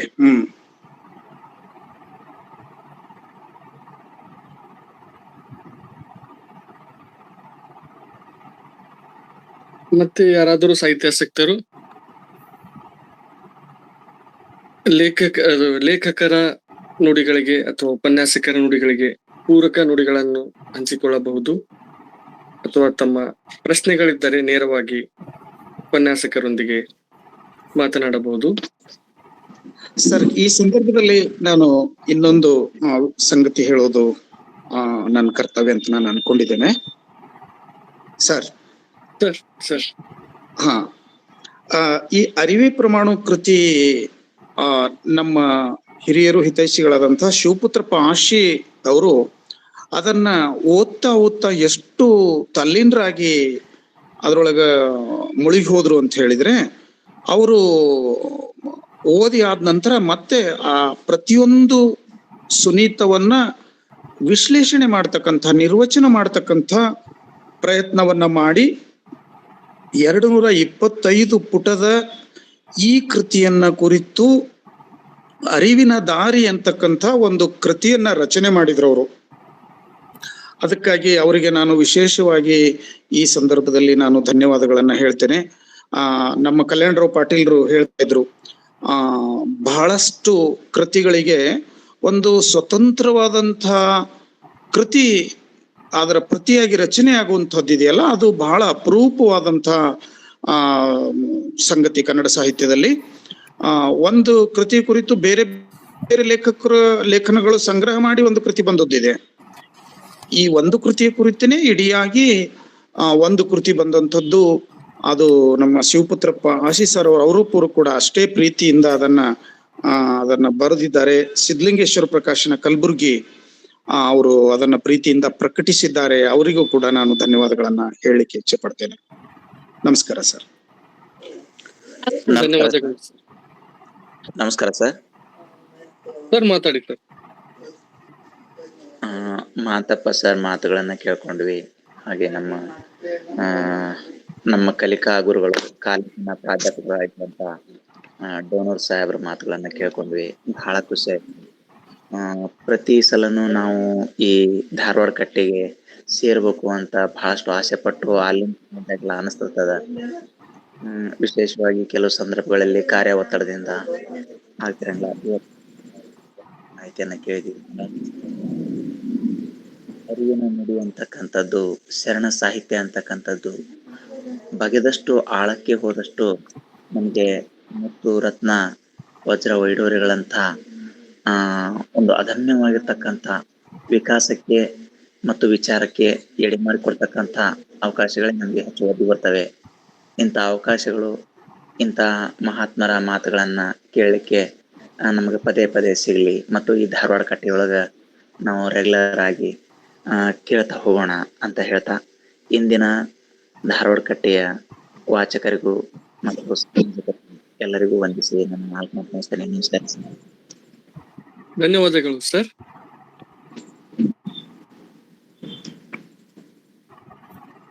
ಸರ್ ನಮಸ್ಕಾರ. ಸರ್ ಮಾತಾಡಿ ಸರ್. ಕಿರಣ್ ನಡ್ಕಟ್ಟಿ ಅಂತ ಹೇಳಿ ಸರ್, ವಿಜಯಪುರ ಜಿಲ್ಲೆ ಬಸವನ ಬಾಗೇವಾಡಿ ತಾಲೂಕು ಇಂಗಳೇಶ್ವರ. ಸರ್ ಬಹಳ ಅದ್ಭುತವಾಗಿ ಇಲ್ಲಿವರೆಗೂ ಬಹಳಷ್ಟು ಕಾದಂಬರಿ ರೂಪದೊಳಗೆ ಬಸವಣ್ಣವರ ಜೀವನ ಮತ್ತು ಚರಿತ್ರೆ ಬಂದಿರುವಂತದ್ದಿತ್ತು. ಕರ್ತಾರವನ್ನ ಕಮ್ಮಟ ಅನ್ನುವಂಥದ್ದು ತಿಪ್ಪೇರುದ್ರ ಸ್ವಾಮಿಯವರ ಒಂದು ಕಾದಂಬರಿ ರೂಪದೊಳಗೆ ಬಂದಿರುವಂಥದ್ದು ಅವುಗಳನ್ನೆಲ್ಲ ನೋಡಿದ್ವಿ.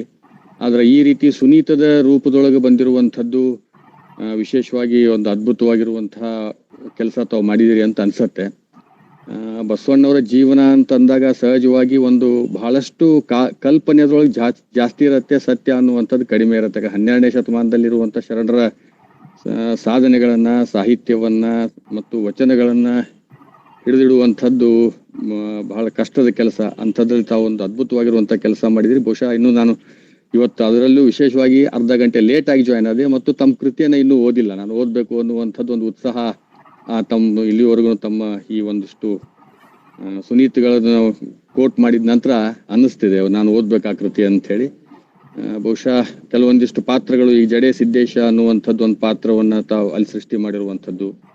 ಸಹಜವಾಗಿ ಬಹಳಷ್ಟು ವಿಷಯಗಳು ಕಾಲ್ಪನಿಕವಾಗಿ ಬಸವಣ್ಣವರೊಬ್ಬ ಕಾಲ್ಪನಿಕ ಪುರುಷ ಅನ್ನೋ ರೀತಿಯೊಳಗನೆ ಬರುವಂತ ದಿನಮಾನಗಳಲ್ಲಿ ಪ್ರೆಸೆಂಟ್ ಮಾಡುವಂತದ್ದಾಗತ್ತೆ ಅಂತ ಅನ್ಸತ್ತೆ. ಬಹುಶಃ ಅದಕ್ಕೆ ಸಾಧ್ಯ ಆದಷ್ಟು ಈ ವಿಷಯದೊಳಗೆ ಇನ್ನೂ ಒಂದಿಷ್ಟು ಸಮಗ್ರವಾಗಿರುವಂತಹ ಇದು ಆಗಬೇಕು, ಸಂಶೋಧನೆಗಳಾಗಬೇಕು ಅಂದಾಗ ಒಂದು ಸಾಧ್ಯವಾದಷ್ಟು ಇತಿಹಾಸವನ್ನ ಸತ್ಯದ ರೂಪದೊಳಗೆ ಅಥವಾ ಸತ್ಯ ಅನ್ನೋ ರೀತಿಯಲ್ಲಿ ಅದನ್ನ ಬರುವಂತಹ ಮುಂದಿನ ಪೀಳಿಗೆ ಕೊಡುವಂತದ್ದಾಗಬೇಕು ಅನ್ನುವಂಥದ್ದೇನೋ ಅನ್ನಿಸ್ತಿದೆ.